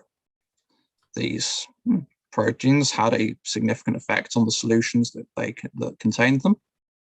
0.5 gram, a gram per liter were raising the viscosity as high as 50 to 100 centipores, thickness of double cream. And looking at the ratio of shear moduli, this caused a definite and clear gel-like effect in some of the cytotardin solutions. Now, forming membrane reinforcing meshworks is a conserved principle of intermediate filament behavior, commonly tied in with stress responses. A tardigrade would need a lot of this, as the process of complete desiccation and indeed rehydration afterwards cause immense stress on cell membranes and organelles. We also found that cytotardin and lamin A also produce some pretty darn large paracrystals. However, we wanted to know what areas of the molecules helped enable this effect. So we engineered a tailless version of cytotardin and found that paracrystal formation was inhibited, as indeed was the formation of any large bodies by the protein. Bioinformatic analysis indicated that the tail region of cytotardin is rich in predicted modification sites, phosphorylation and O-glycosylation, for example. Tail regions have been demonstrated as experimentally essential for paracrystal formation in lamins before. So, if it happens so readily in vitro, and indeed with cytotardin it does so in a vast variety of conditions, what stops these proteins from forming such extensive paracrystals in vivo? Well as a large variety of heat shock proteins, including novel and highly effective small heat shock proteins, as covered in Mohammed Al-Ansari's presentation yesterday, tardigrades also, of course, have their unique families of chaperone proteins and other novel proteins. However, calcium has also been speculated. The presence of calcium ions has also been investigated as a potential control mechanism. And indeed, this was the most reliable method of inducing paracrystal formation in the proteins we studied. So to summarize, Rhamnozotius varionatus possesses 2 lamins and a cytotardin. Cytotardin and lamin A are capable of forming meshes in vitro. Those organelle-sized meshes have a strengthening effect, and the 2 proteins can also form similarly large paracrystals linked to the presence of divalent cations and in cytotardin the tail domain. Thank you very much for listening. Great, thank you, Thomas. Really, really spectacular stuff as well. And again, just reinforcing how, these ultrastructures formed by these proteins, could really have very important roles to play, and also how sort of tight that tipping point is. Thank you.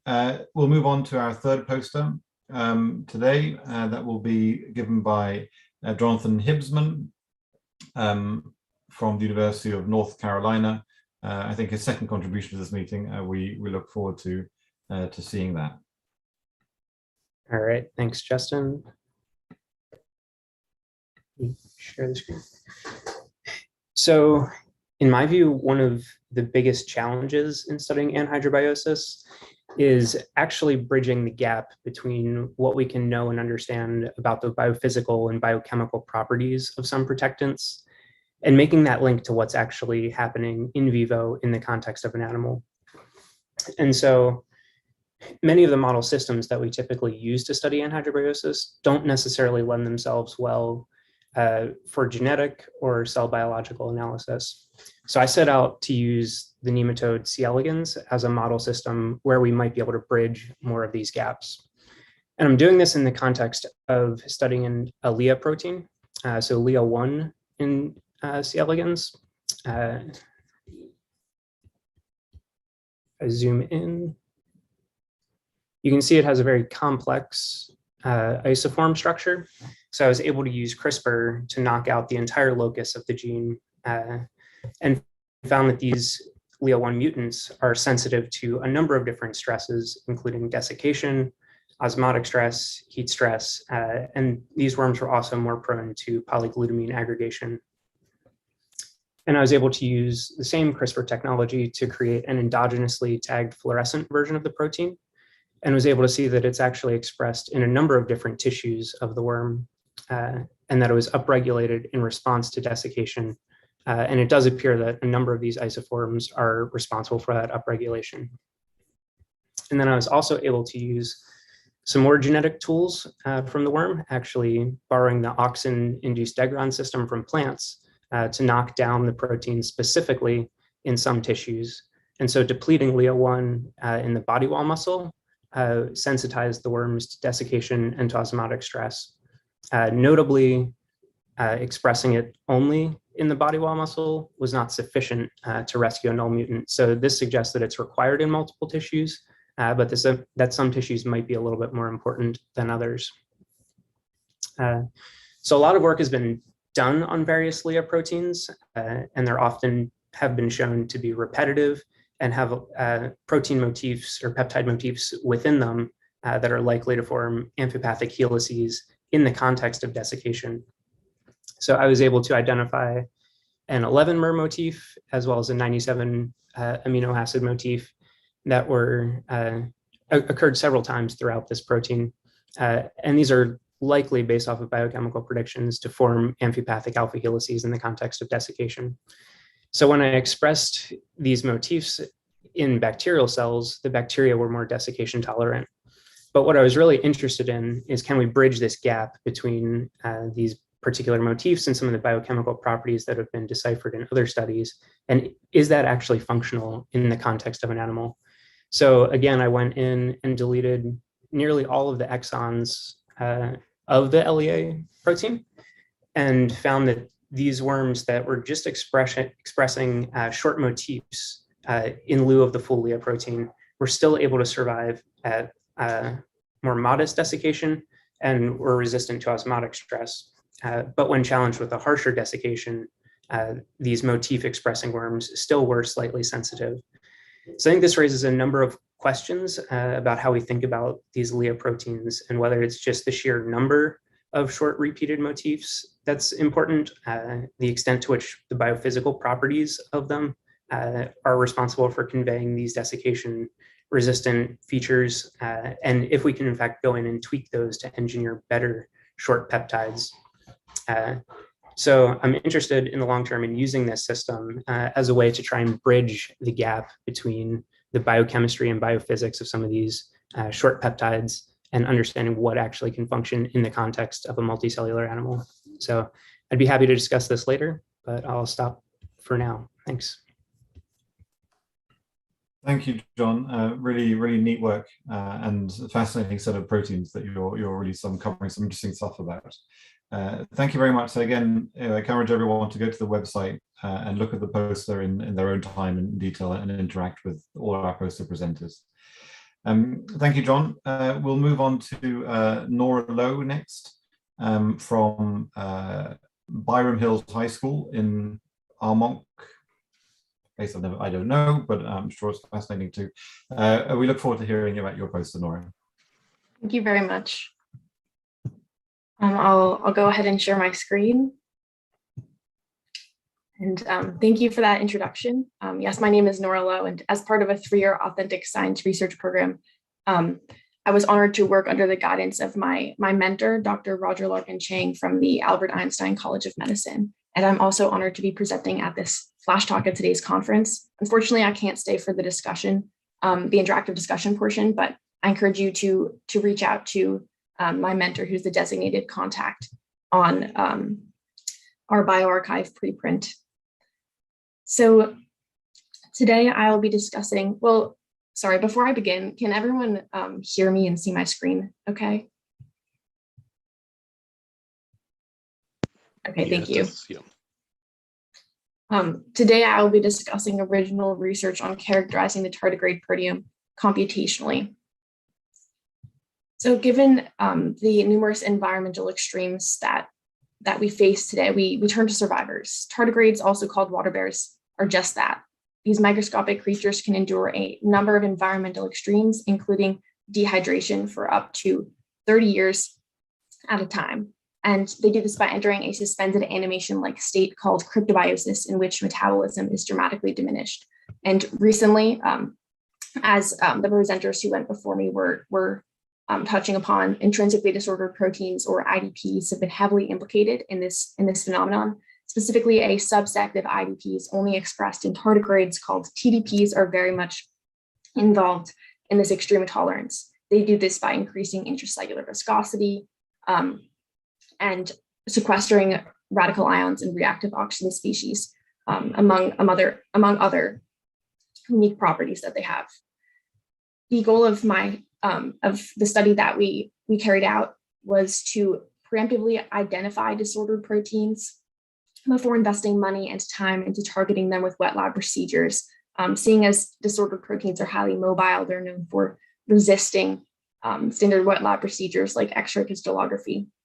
So therefore, we set out to find a way to strategically and bioinformatically determine which proteins in this animal's proteome or translated genome are disordered. For the sake of brevity, I offer an analogy that to summarize my study. So the study can be thought of as a funnel. We start by constructing a comprehensive, deduplicated, and consolidated pan-proteome database, or PPD, that consolidates all publicly available tardigrade protein sequences from NCBI, UniProt, and the appendices of 6 handpicked journal articles. Afterward, we construct a supervised machine learning model. Specifically, we chose a support vector machine, or SVM, and 11 dimensions were selected based on commonly accepted IDP characteristics, and the data from our database was inputted into the machine. So that's the over 44,000 points. In table 2, we have the hyperplane equation coefficients of our features ranked according to magnitude, which is generally associated with having a relatively greater bearing on the output of the classifier. And here are a confusion matrix and receiver operating characteristics, or RC curve, that illustrates some statistics about the performance of our machine. So the machine had a very promising performance in separating our training set with a 93.6% raw accuracy rate, which is corroborated by the high and similar AUC scores of our unaltered machine performance and lead one out cross-validated machine performance, which leads us to conjecture that the machine will generalize well to unseen data in the future. We also subclassified predicted positives using local sequence alignments, but for due to time constraints, I won't be discussing that. I did, however, want to touch upon some interesting findings that I made while annotating 82 predicted positives with a functional annotation tool called Interpro. First of all, predicted positives often had strings of amino acids tied to properties of TDPs, which confirms existing knowledge of their implications in resilience in the tardigrade. And there was also several predicted positives that have equivalence in the human proteome, which makes them potential natural and logical biotherapeutic targets. We hope that our prioritized short-list of disordered proteins will lay the groundwork for diverse and widespread applications like these. Thank you very much for listening. Thank you, Nora. That was great and really lovely posters, I have to say. But the aesthetics really appealed to me as well as the content. Thank you very much. Thank you very much. And we'll move on now to our final poster of the day from Nuraslam Shaykutdinov.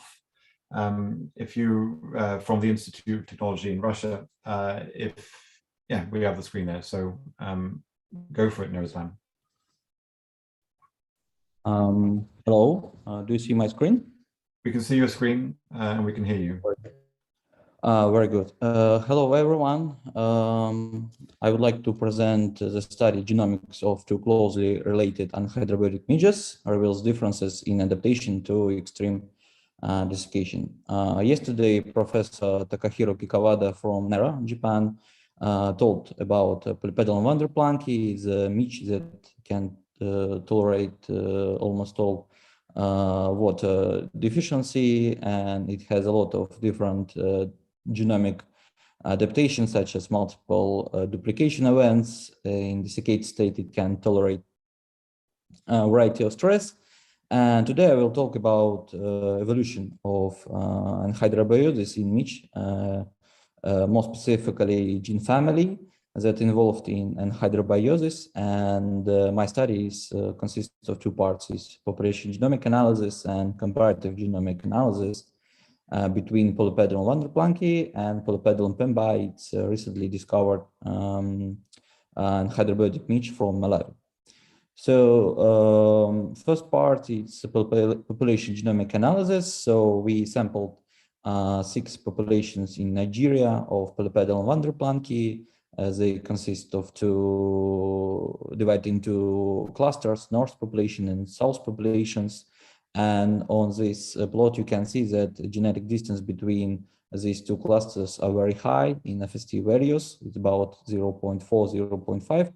And it's probably it's related to low gene frequency, low gene flow because of low migrations between these populations because of high geographic distance. Big geographic distance and genetic distance can serve as function of geographic distance.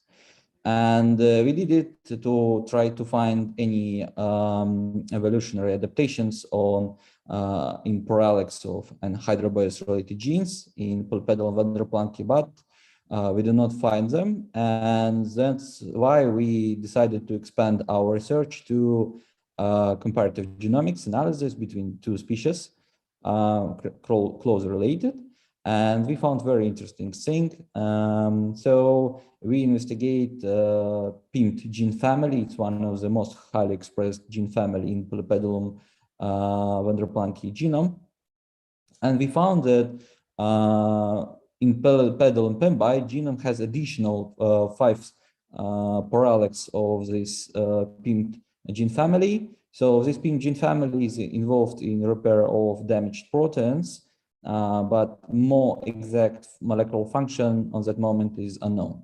So, but we also observed that duplicated PIMT4 parallax, it's the most highly expressed gene in this gene family in polypedal Vanderplanki, and in polypedal pembi, it's 5 more parallax, and they also differentially expressed in response to desiccation. And what is most interesting, this additional parallax under positive selection, under strong positive selection, and this additional parallax located in locus in genome under selective sweep. So we observe ongoing selection of this additional parallax. And idea here is that polypedal pembi probably have more desiccation rehydration cycles than polypedal and Vanderplanki because of different ecological environment. So polypedal Vanderplanki has only 1 desiccation rehydration cycles, and polypedal pembi has more. And it's related to more oxidative stress than polypedal Vanderplanki, and it's mean stronger selective pressure, and that's why probably we observe additional parallax of very important gene in development of anhydrobiosis. So that's all. Thank you for your attention.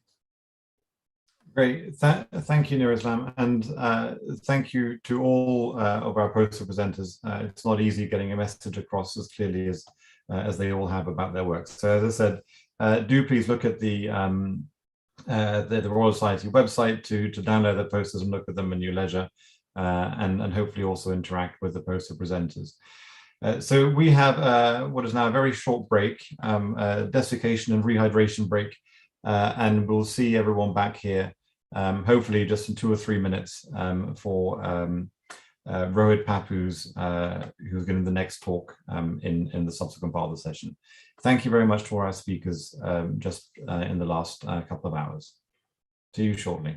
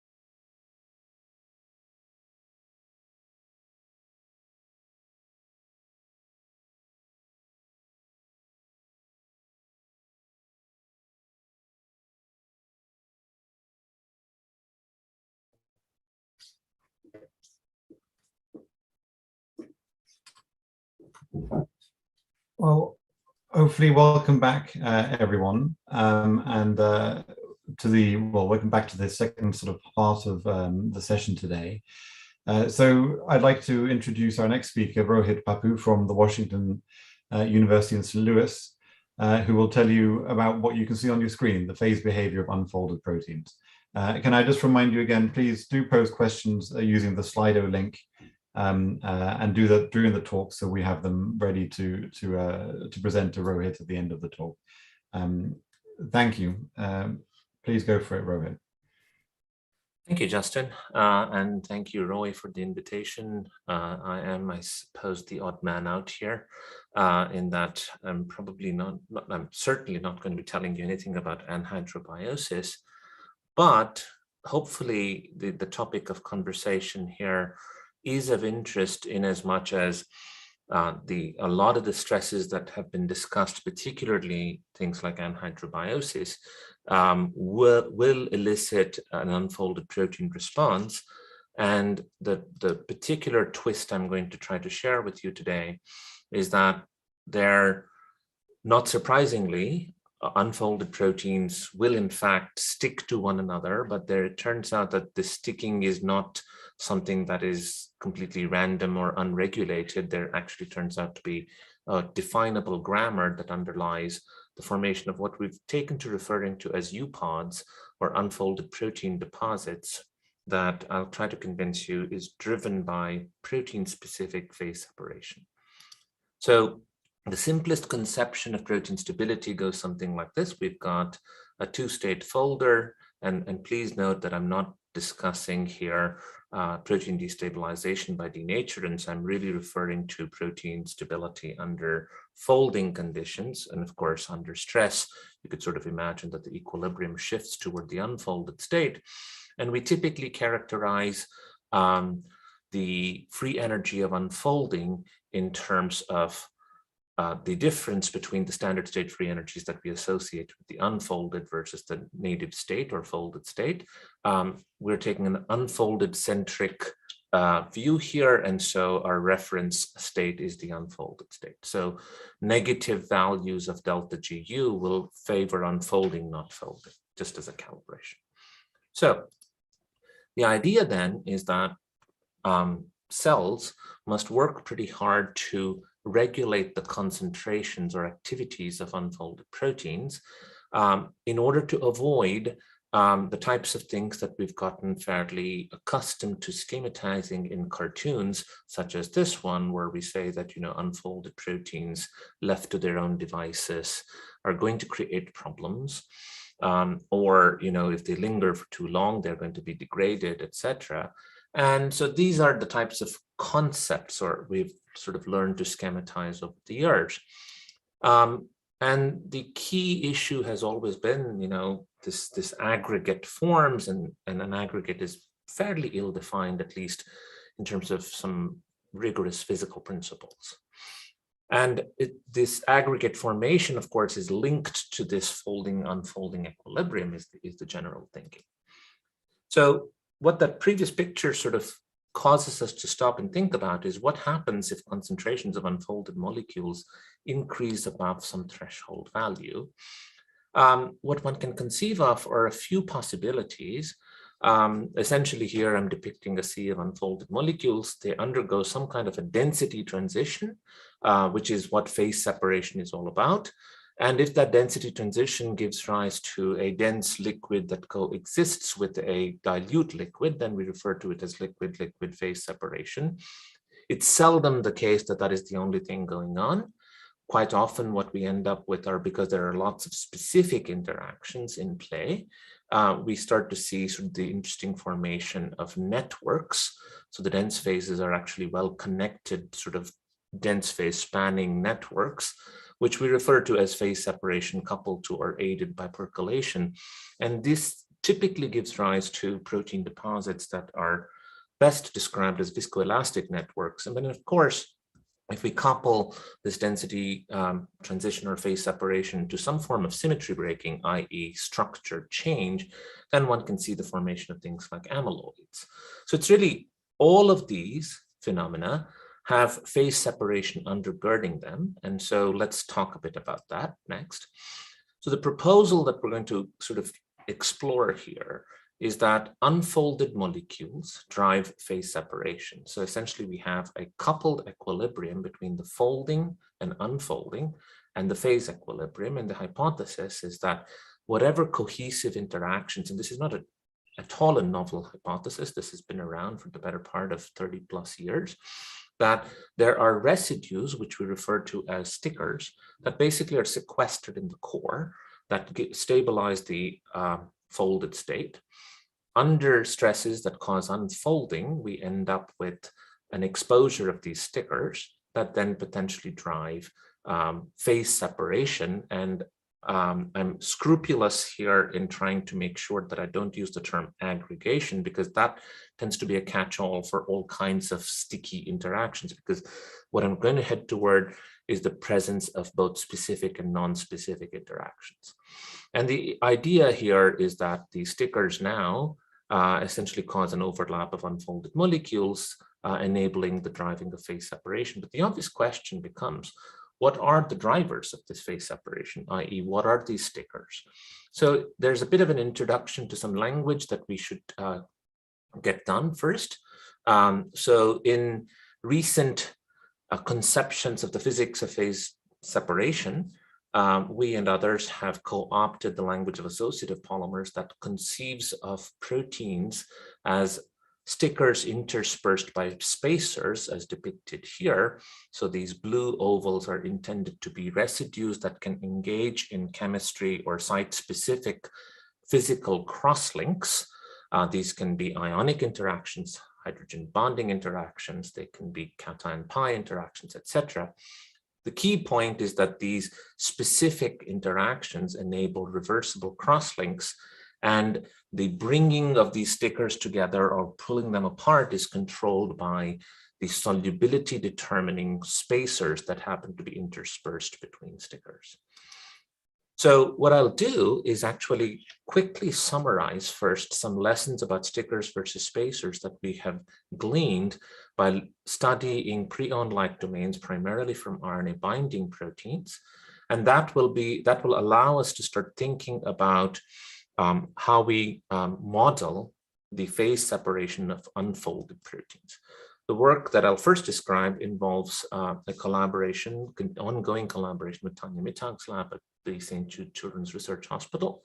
The work that I will sort of quickly present today, published, involved two of her former postdocs and one of my former postdocs, Alex Holhaus, who's actually my colleague here now as an assistant professor at WashU. So the prion-like domain from the protein HNRNPA1 is also known as a low complexity domain, and you will see this these types of sequence architectures in a lot of proteins that drive phase separation. And you basically, these are sequence stretches that are not playing with the complete deck, in that they're only using a very small fraction of the overall amino acid alphabet, and hence they're referred to as low complexity domains. The thing that emerged through a lot of systematic sort of investigations was that if we were to titrate up or down the numbers, i.e. the valence of aromatic groups, we essentially controlled the driving force for phase separation as measured by the threshold concentration for phase separation, referred to as CSAT. And what this relationship is simply showing is that the threshold concentration for phase separation goes as the inverse of the square of the number of tyrosines or phenylalanines. It turns out to be a very simple relationship, and we worked that out using the theory of associative polymers, and actually recapitulates all of the experimental data very nicely. So what this work said is that to first order, the types of stickers one might be looking for are aromatic groups. And but there were other findings from other contributions of ours, including the identification of arginine moieties, hydrophobic groups, etc. But the key point is that we have a grasp on how to look at a sequence and delineate stickers from spacers. So the question then becomes, how does this transfer over to describing the phase behavior of unfolded proteins? And this is a project that has been ongoing in a very nice collaboration with the lab of Danny Hatters, driven by Kirsten Ruff in my lab and Yoonhee Che in Danny's lab.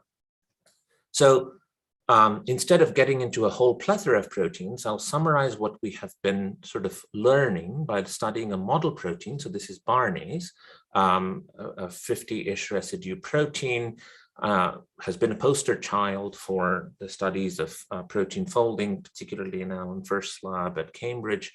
And Danny showed that a lot of the in vitro mutagenesis data could be recapitulated in vivo, whereby one could destabilize Barnase through a series of these mutations, which means that the large repository of data in the protein folding literature allows us to start designing Barnase variants where we control the population, equilibrium population of unfolded proteins. And so the next question then became, what happens when Barnase is destabilized? And these are all experiments done in mammalian cells. And this is important because Barnase is truly an orthogonal system for mammalian cells. It is a nuclease, but the mutation makes sure, a mutation makes sure that it is catalytically dead. So essentially this is a protein, and it's orthogonal to the cell lines being studied, U2OS or HeLa cells. And in this particular case, essentially what one finds is that when one transfects these HeLa cells with mutated variants of Barnase, they form inclusions, we'll call them inclusions for now, in some fraction of these cells. And this is a particular double mutant. But you don't see this with the wild type, no matter how much you crank up the concentration. So this and other lines of evidence basically implicated the unfolded state as being a player in driving inclusion formation. So that led us to then ask the question of what are the rules that govern the formation of these inclusions driven by interactions among unfolded proteins. In order to do so, we turned to a sort of more rapid fire approach. That is the optodroplet methodology, whereby the protein of interest is hooked up to a fluorescent reporter, which is then hooked up to an oligomerization domain that happens to be light sensitive. So one can essentially shine blue light. Cry2, which is the only plant biology that shows up in my talks here, basically drives the formation of oligomers. And that in turn allows us to ask whether, having seeded a self-association process, does the test protein of interest have the necessary oomph, if you will, to drive the formation of some kind of phase-separated state. And so just as a control here in column 1, I'm showing you results that have been published first by Cliff Brangwyn's lab for the intrinsically disordered region of the protein DDX4, which is a dead box helicase. Light activation basically leads to the formation of these puncta. It is completely immaterial as to what the material states of these puncta are, because all of these material states depend on time. What matters is that there is a threshold level of light activation, and then it's a threshold concentration above which these puncta form. The same experiment turned loose on the wild type Barnase basically shows no puncta forming. But if we look at a particular double mutant where now we have increased the population of the unfolded state by destabilizing the protein, one sees these light activatable puncta forming, which will now will go away once the light cue is taken away. And so it turns out that essentially one can interrogate this reversible formation of puncta. So before activation, we have nothing. A minute after activation, we essentially leave the light on for a minute. Then you start to see these puncta appearing. The light is turned off and they essentially disappear over time.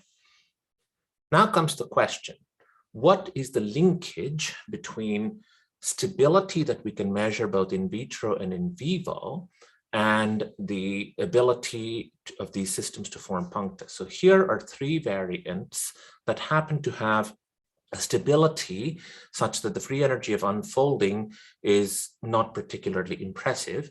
But then we start to destabilize the protein some more, and we start to see that essentially now, upon light activation, a lot of these mutants actually do undergo phase separation in this optogenetic assay. That led us to a model which basically goes something like this. There is a saturation concentration. So the idea is that we are saturating the soluble phase with both folded and unfolded proteins. We'll refer to that as CSAT. Some fraction of that concentration happens to be made up of unfolded molecules. When this convolution or product of PU and CSAT, defined as C star, crosses some threshold value, then we expect to observe phase separation via interactions among the unfolded molecules. So here is simply a way to sort of calibrate what free energy of unfolding does to the fraction of unfolded molecules. So you can clearly see that, essentially all molecules are unfolded when the free energy of unfolding is very favorable. That should in turn lower C star. Likewise, when we start decreasing the free energy of unfolding, then essentially C star starts to increase. The amount of protein concentration that we need to cross C star needs to increase. And so essentially we can saturate the dilute phase at higher and higher concentrations is the general idea as we increase the protein stability or decrease the free energy of unfolding. So C star is basically a universal value in this model, right? And so we can use that to effectively map out in the space of protein concentration along the x-axis and free energy of unfolding along the y-axis, a dividing line that basically sets up when we expect to see phase separation. And this says that a threshold concentration in terms of these arbitrary fluorescence units is required to be crossed in order to drive phase separation. So we can test that with a series of different mutations. There are mutants that seem to do well in terms of following the prediction. But then there are mutants down here that basically confound the expectation, and even up here, where the free energy of unfolding is such that essentially 100% of the molecules are unfolded. But the threshold concentration for phase separation, the overall CSAT, that needs to be crossed is actually quite a bit higher than we would anticipate based on the model that sort of says that there is a single C star. So that basically then says that there's more to this than just the free energy of unfolding. And so what we sort of ventured upon was the idea that if mutations end up deleting stickers that drive folding, then of course the unfolded proteins can remain soluble, right? Because essentially there's a kind of yin and yang thing going on here, because interactions that stabilize the folded state are going to, of course, decrease the population of the unfolded state. If we remove those stickers, then essentially you've basically made a very generic and soluble protein. So then it turns out that the interactions that drive phase separation needn't actually be overlapping with the interactions that drive folding. In fact, in order to see phase behavior via unfolded protein interactions, one needs a distinct set of stickers. So this led Kirsten to build on our sort of work where we sort of developed a way to model unfolded states under folding conditions. And she identified stickers as residues, shown here in red, that do not make contact in the unfolded state, in the folded state, but they do make contact only in the unfolded state. And I see Justin has his hands up. According to I have a minute 30 left. So I'll wrap up soon. So essentially the idea is that we're looking for interactions that are unique to the unfolded proteins. And so when we replace stickers with spacers in this variant that is essentially 100% folded or unfolded rather, we end up with, okay, if we just replace them with serines, which are spacers, we see no phase behavior. But as we start cranking up the aromatic groups, we start to see this reversible phase behavior, which leads actually to a very clean picture, which says that we can increase the number of stickers by targeting interactions that are unique to the unfolded state. that are devoid or not present in the folded state, and then you can drive phase separation. So what that says is that the necessary condition for driving phase separation of unfolded molecules is the crossing of a well-defined threshold concentration C star. The crossing of C star is not determined just by protein stability and expression level. It is determined by both, but it also requires that the unfolded molecules feature a requisite valence of stickers that do not contribute to protein stability.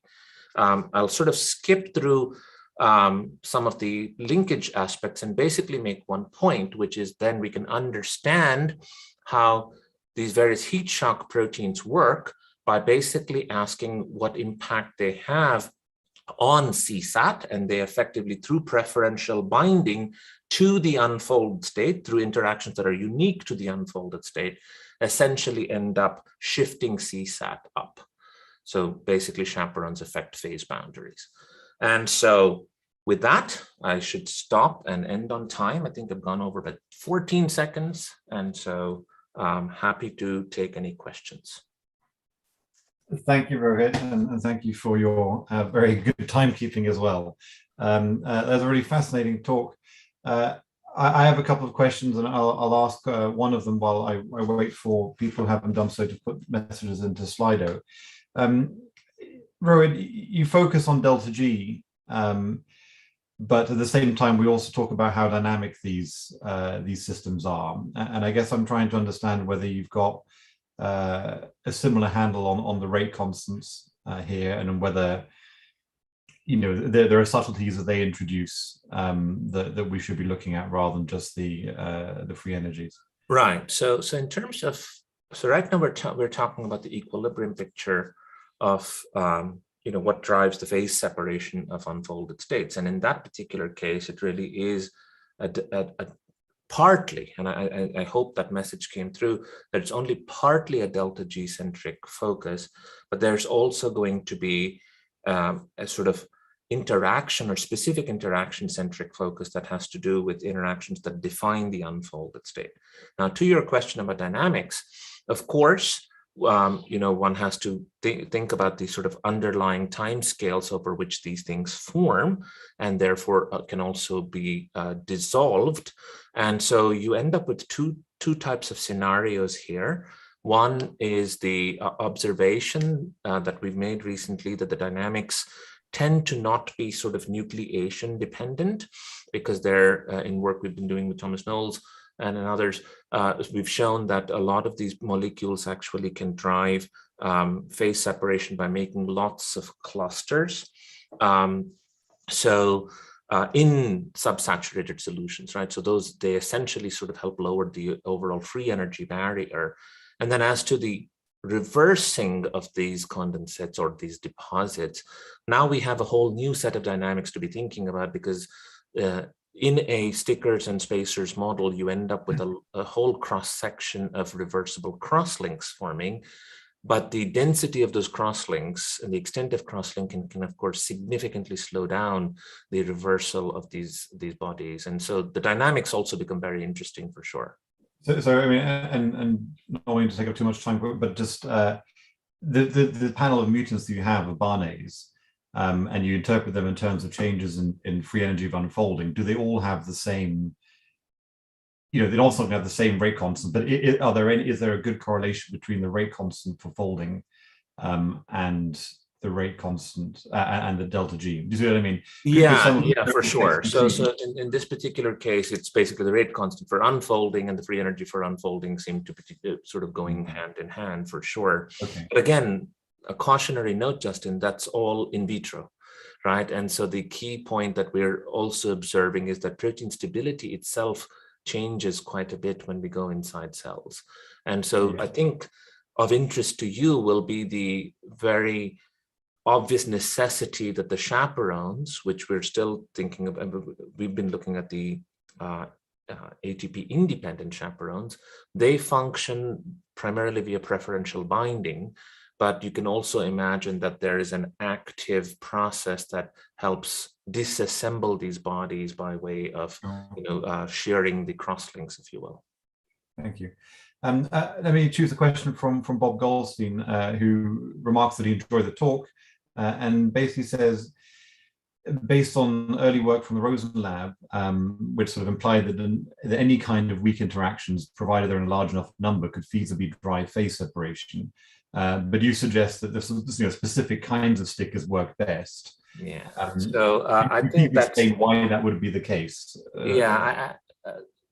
I don't know, Bob, but I should say, and I hope I don't sound rude when I say that that is an unfortunate misunderstanding, I think, of what came out of Rosen's work. But I will urge you to look at a lot of more recent work, which basically makes the point that there are essentially two sets of contributions to underlying phase behavior. If all we have are sort of weak, quote unquote, non-specific interactions that determine solubility, then all we're talking about is, basically the Flory chi parameter and proteins just forming precipitates. The reality is that proteins are not homopolymers. They are heteropolymers. We're talking about sequences that, have essentially survived a lot of selection for over 1 billion plus years. These go by the name of finite-sized associative polymers. And in fact, what is very, very clear is that there is a well-defined sort of sticker and spacer grammar, both for intrinsically disordered proteins, as well as for proteins with folded domains. And what this talk tried to convey to you is that such a grammar is extendable even to unfolded states of intrinsically foldable proteins, right? And so I think in biology, we often make, I'd say, a cardinal mistake of pretending that interactions are essentially all weak, can be highly weak and non-specific, etc. I think if we take more modern concepts in polymer physics to their sort of fullest extent, we start to realize that there's a lot of specificity in terms of the way the underlying phase behavior is underwritten. And so to Bob, I would say, I hear what you're saying. It's an unfortunate trope that does the rounds a lot. And nothing could be farther from the truth, is my very passionate plea to you. And very clear it is. Rohit, thank you very much on behalf of all of us for your talk today, and a very fascinating science again. Thank you, Justin. And thank you, Roy. So let's move on to the second speaker of this afternoon. This is going to be Wade Zeno from the University of Southern California in the US. We welcome him. Please share your screen, and we look forward to hearing what you will tell us about ionic strength influences on IDPs.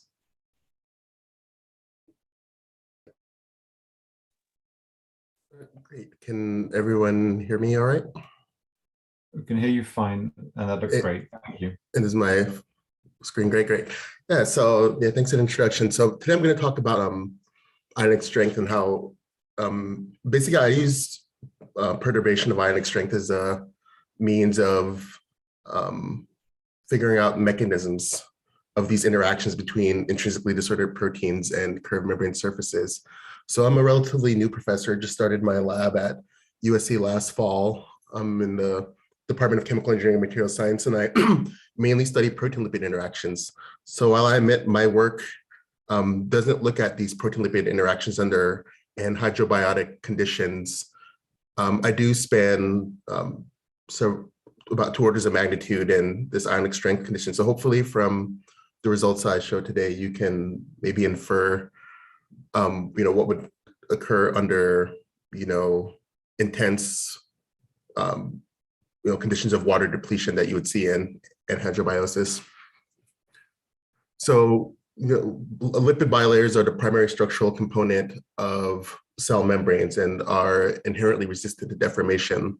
However, curvature is ubiquitous in the cell. So, you see it through things like trafficking vesicles and highly curved organelles.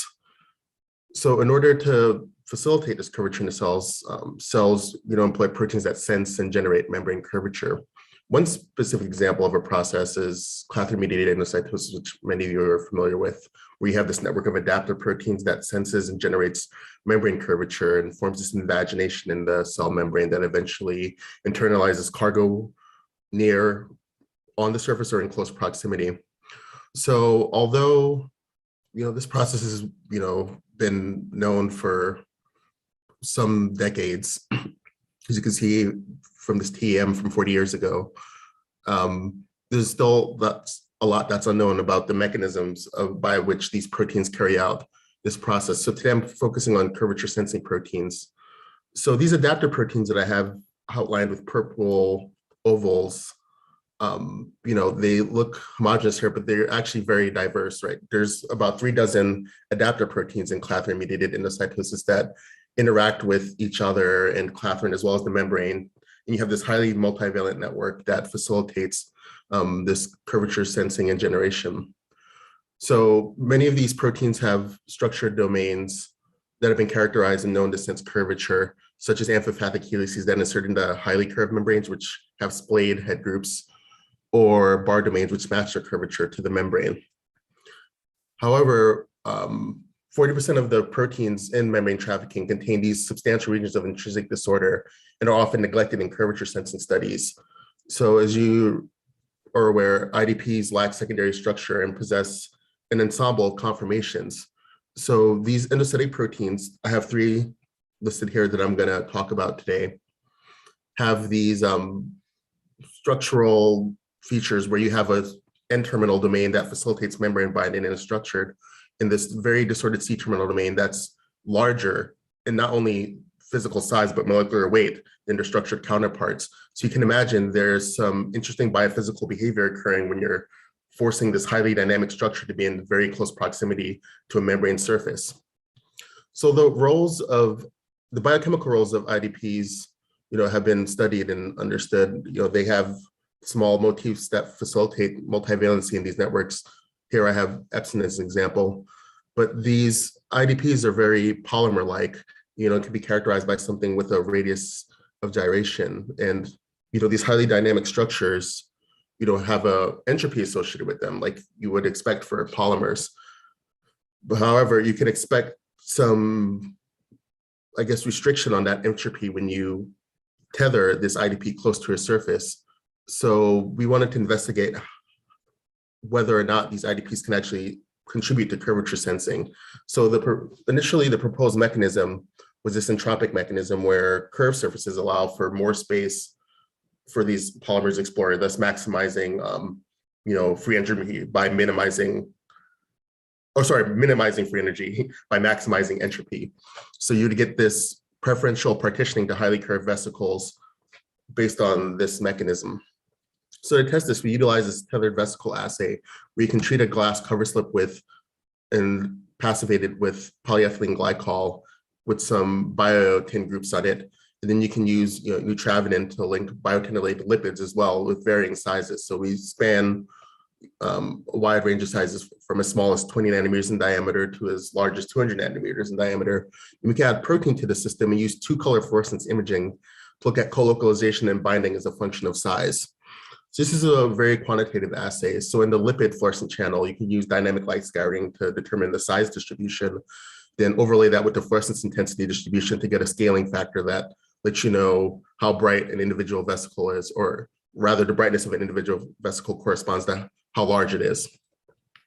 Similarly, you can do calibrations in the protein channel where you look at fluorescent intensities of single proteins with single fluorophores on them and look at this single step bleaching to determine how bright a single protein is and get an intensity of a single protein. So you can figure out exactly how many proteins are bound to a vesicle and exactly how large or how curved that vesicle is.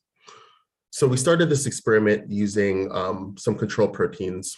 So the ENTH domain or nth domain from epsin is a known curvature sensor that contains this amphipathic curvature sensing helix.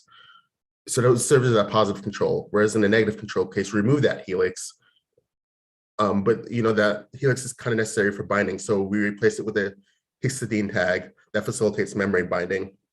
Then we isolated the IDP domain from AP180, which is about 560 amino acids long. So it's a really big amino acid, and we put a histidine tag on it to facilitate membrane binding as well, because otherwise it wouldn't interact and stick to the membrane. So in our negative control experiment, we see that when we overlay the protein lipid channel, we have this uniform distribution of yellow among all the vesicles.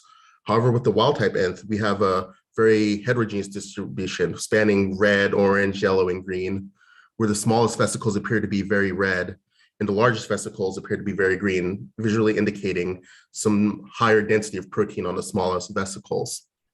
When we look at the AP180 C-terminal domain, now this IDP domain, we see that it mimics the positive control. When we quantify these results, we see that we get a 10-fold increase in partitioning for the IDP domain, which is comparable to an established curvature sensor, this wild type nth domain, while our negative control, this his-nth that doesn't have a sensing helix, has a relatively horizontal distribution around 1, showing no curvature sensitivity. So we can generate binding isotherms as a function of vesicle diameter and extract the dissociation constant. And we see that this dissociation constant increases with increasing diameter, indicating that it takes more energy to bind to these large vesicles. So we see that this IDP domain is very curvature sensitive. So I mentioned this entropic mechanism, but one thing to consider is electrostatics. So many of these IDPs contain a significant degree of negative charge within them. AP180 here specifically has a net charge of -31. And the membranes that we use in this work are negatively charged here. So on the right, you see a substantial increase in net negative zeta potential for these membranes that facilitate the binding here. So it's possible to get intermolecular electrostatic repulsion between the protein and the membrane surface. But in addition, you can also get intramolecular electrostatic repulsion between the amino acid residues. So you can tune this by changing the salt concentration. So if you were to go from a moderate to a low salt concentration, you would decrease screening and you would increase intramolecular electrostatic repulsion, thus making this polyamphylatic IDP, I guess, more rigid in a way, because it'd be less likely to bend in on itself. If you were to make the salt concentration higher, you increase the screening and you make this IDP more flexible, which then in turn causes it to decrease in size. In terms of the intermolecular interactions between the protein and membrane, if you lower the salt concentration and make it more rigid, you'd expect to see a decrease in sensing for an entropic mechanism, if that were assumed to be the case, and an increase in sensitivity if the electrostatic mechanism were to be the case, because you'd be decreasing repulsion between the membrane and the protein. You'd expect to see the opposite scaling for a higher salt concentration. So when we actually change the salt concentration here, as we make the protein more rigid, so we go from this low salt concentration to this high salt concentration, this high salt concentration to this low salt concentration, we see that the IDP becomes less sensitive. So this is consistent with an entropic mechanism, at least initially, that we see here. And I want to note that these vesicles were prepared in their initial salt concentration, so it's not like we osmotically shocked them and disrupted them or anything. So we accounted for that in these experiments. We wanted to also see if we can capture this entropic mechanism using Monte Carlo simulations. So we collaborated with Dave Thermoli in the Department of Chemistry at UT Austin, who modeled these IDPs as polymers with a fixed contour length. And we varied the Kuhn length of these polymers to change their rigidity. And basically, doing this Monte Carlo simulation, they can extract a number of conformations while varying the size or the curvature of the substrate to get entropy as a function of curvature. So for example, here, you have these 3 potential conformations. If you were to decrease the curvature, now conformation 3 would become inaccessible and drive down the number of conformations, which would decrease delta S. So using this Boltzmann relation here, we're able to overlay their simulation results with our experimental results, and we're able to get agreement with Kuhn lengths that span 0.36 to 0.66 nanometers, which is consistent with the size of an amino acid, which would be the single monomer unit of an intrinsically disordered protein. So, these physically relevant Kuhn lengths indicate that this entropic mechanism could be captured by simulation and corroborated with experiment. We also got agreement between experiment and simulation where we use polymer scaling laws from the simulated Q lengths to determine radii. And then we were able to actually also measure the radii of these proteins using fluorescence correlation spectroscopy, and we got agreement with that as well. So we want to see how far we can push this system, and then we proceeded to create these truncation mutants from this AP180 C-terminal domain, where we truncated it to 2/3 its initial length and 1/3 of its initial length. So, we believed in this entropic mechanism, and if that were to be the case, if there's no delta H there, then delta G should scale linearly with N from polymer theory, where delta S should scale linear with N. So if there's no delta H, delta G should scale linearly with N. And then we noticed this deviation, right? Because this linear scaling should go through the origin at 0, 0. So we thought maybe there was some electrostatic effects still going on there. So we raised the salt concentration up to 1000 millimolar, and we saw that we got perfect agreement with polymer theory. And then when we went the opposite way and went down to 10 nanomole or millimolar in sodium chloride concentration, we got even further divergence from this polymer scaling law. So from this, we were able to infer that there are at least 2 regimes for this protein. Interestingly, AP180 has a very heterogeneous charge distribution, where as you truncate it, it gets more and more net negative charge. So we determined that there's this electrostatically driven regime that favors high charged proteins, and the chain doesn't necessarily have to be long. Whereas there's also this entropically driven regime that favors really long chains and not a lot of charges necessary within these chains. So to summarize that part, the entropically driven regime, we see an increase in curvature sensitivity when we increase salt because we're making the protein more flexible. In the electrostatic driven regime, we see the opposite case where we see a decrease in curvature sensitivity as we increase the salt because we're decreasing repulsion between the surface and the protein.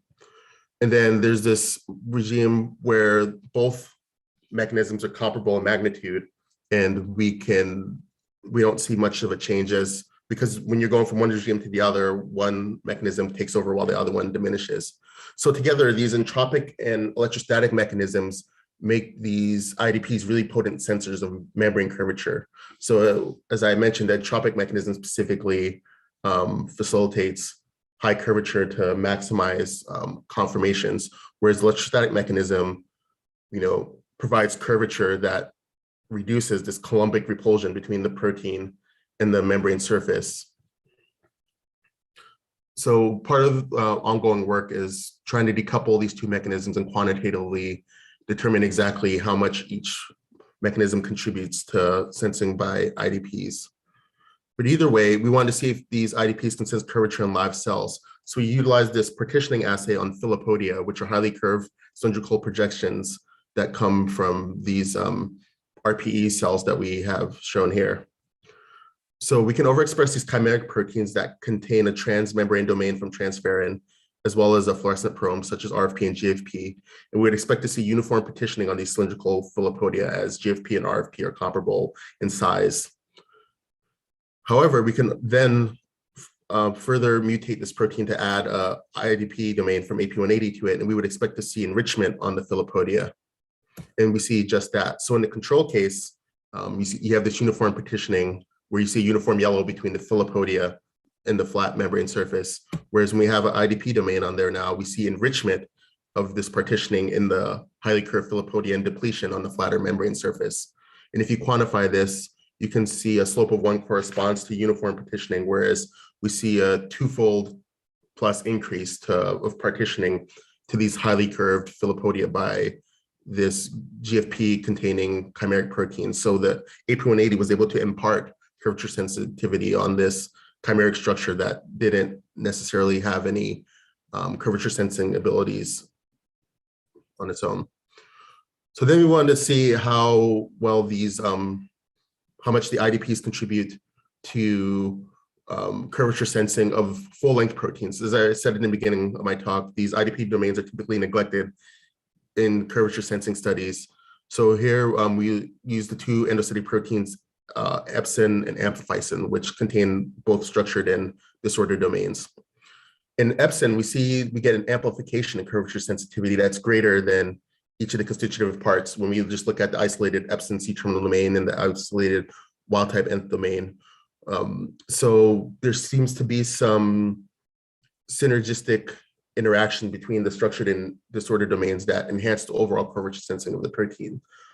We also see a very similar result in full-length amphiphysin, except this curvature sensitivity was amplified to an even greater extent, and that's presumably due to having two disordered domains that are in very close proximity to each other. So not only do you have steric and electrostatic, not only do you have steric hindrance and electrostatic repulsion with the membrane surface, we also have that competing repulsion with another IDP in very close proximity. So lastly, I want to touch on some of the current work I'm doing now in my independent lab, where we're looking at the dynamics of this curvature sensing. So a lot of these curvature sensing studies are done at thermodynamic equilibrium, which can take, on order of tens of minutes to achieve. But, many cellular processes occur much faster than that. So I want to look into seeing how, curvature affects dynamic interactions between proteins and lipids. So I'm starting with this protein, alpha-synuclein, which many of you know is involved in Parkinson's disease and forms these aggregates that disrupt signaling. So alpha-synuclein is a 140 residue IDP that forms a partial helix in its first 95 residues when it interacts with membranes, but it still maintains this disordered region that's 40 plus amino acids that's in very close proximity to the membrane. So structurally, you can see in the bound state, alpha-synuclein is very similar to the proteins I've studied before, where you have a structured region that interacts with the membrane and a very disordered polymer-like domain that's in very close proximity and interacting with the membrane. So we see that, and it's well known that alpha-synuclein is a potent sensor of membrane curvature, and I can validate that using my tethered vesicle mechanism or experiment here, and you can see that it has curvature sensitivity that's comparable to many of these proteins looked at before. So it's possible that some of this curvature sensitivity arises from a combination of behavior from the disordered domain as well as the structured domain. So now getting into kinetics, we can rinse away the excess protein at equilibrium and look at desorption kinetics to get desorption rates. So since we see the strong preference for the highly curved vesicles, we would expect it to have a higher residence time on the smaller vesicles, i.e. it would have slow desorption from small vesicles and faster desorption from large vesicles. However, surprisingly, we saw an opposite effect where the off rate nearly doubled for smaller vesicles versus large vesicles.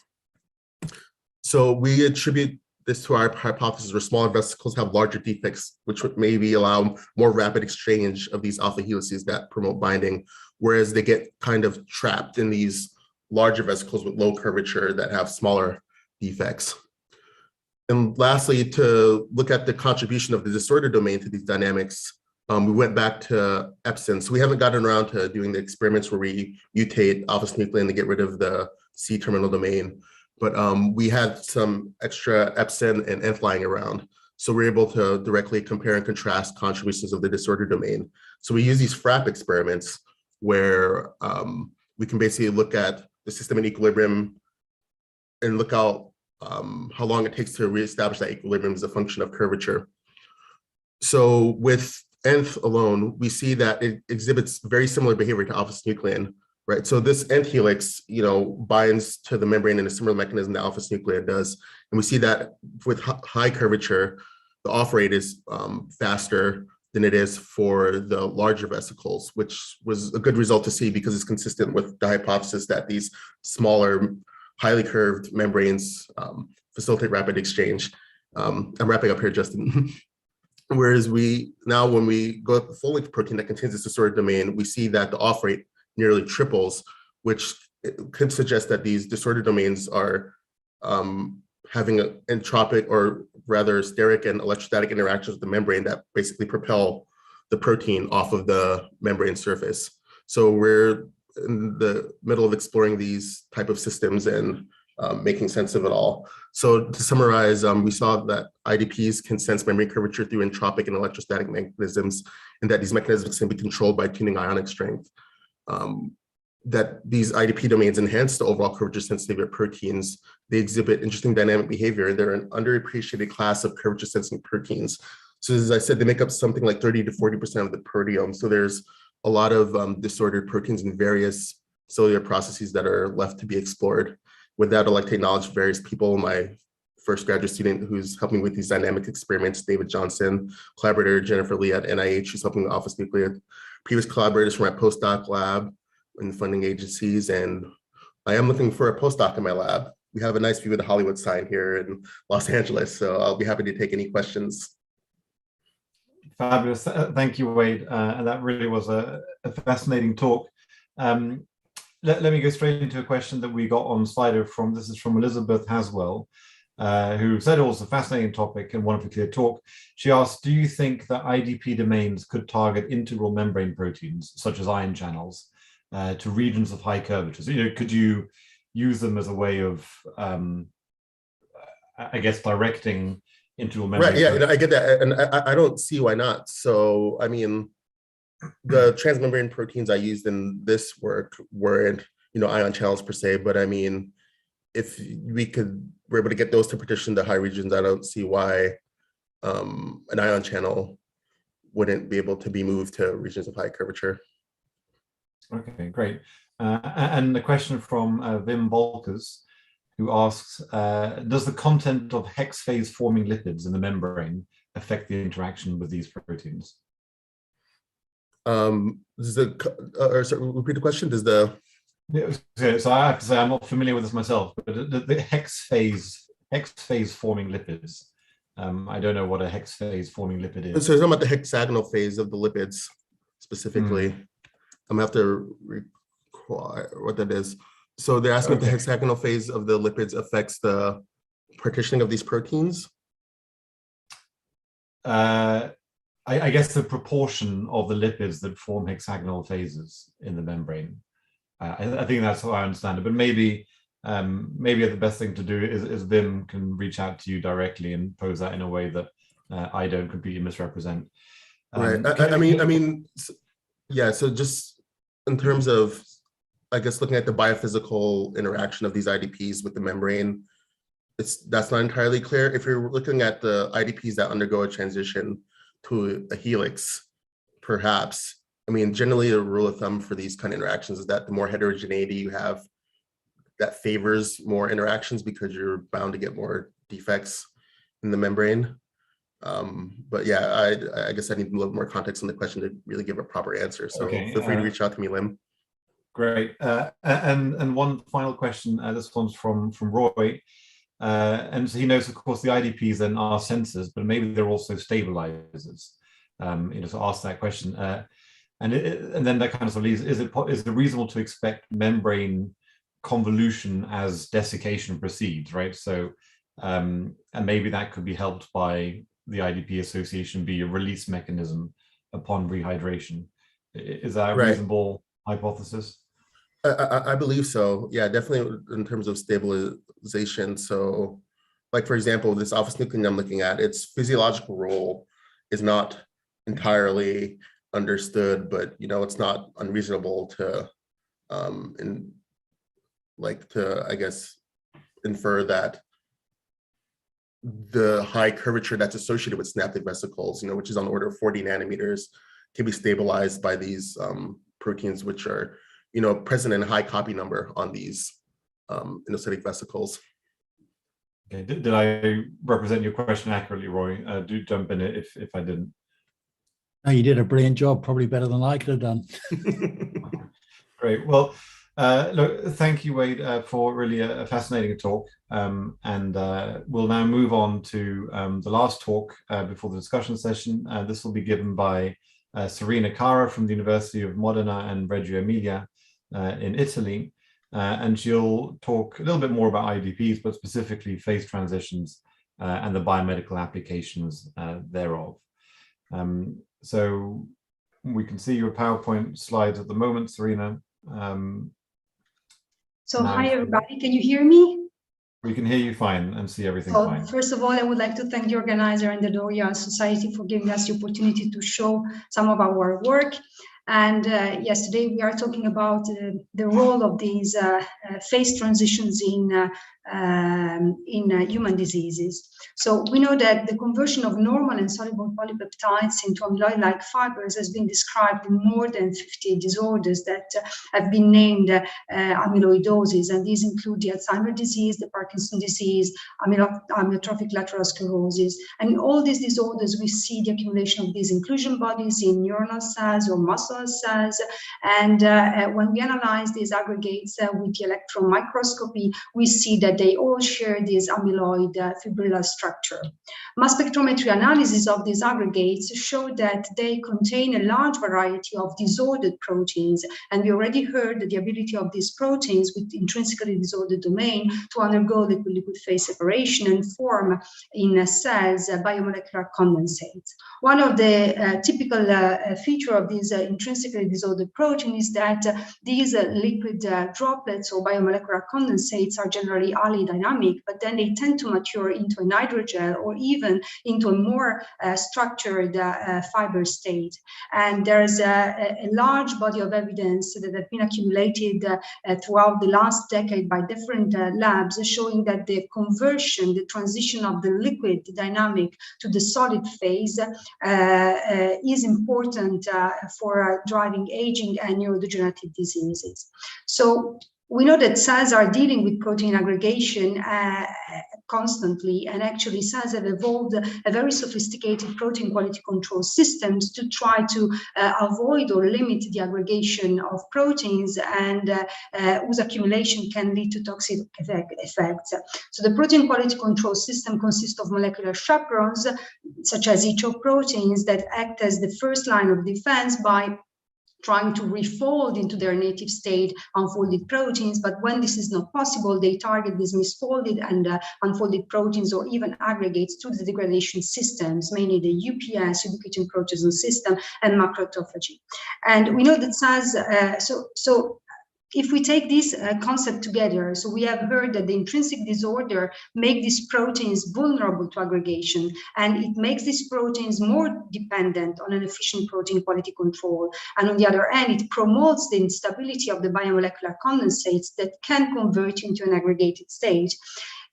So reasoning on this concept in the last years, my lab was working on the following question. Could it be that the protein quality control can indirectly maintain the functionality of biomolecular condensates, and that failure of the protein quality control together with this aberrant phase transition can concur to protein aggregation and cell dysfunction in human diseases such as ALS and frontotemporal dementia?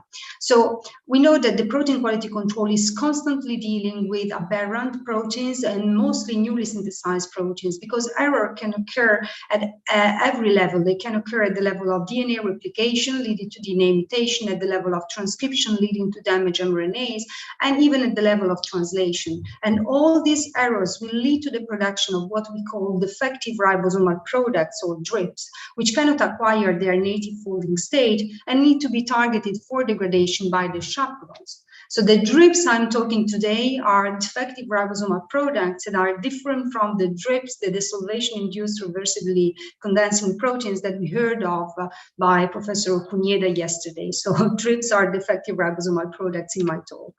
So today I will show you how DRIPs can escape the protein quality control and can accumulate inside the different types of membreless organelles, such as transgranulose, nucleoli, APM, and nuclear body, leading to their conversion into an aggregated state, and how this, if not properly handled with the assistance of the protein quality control system, may have important implications for human disease.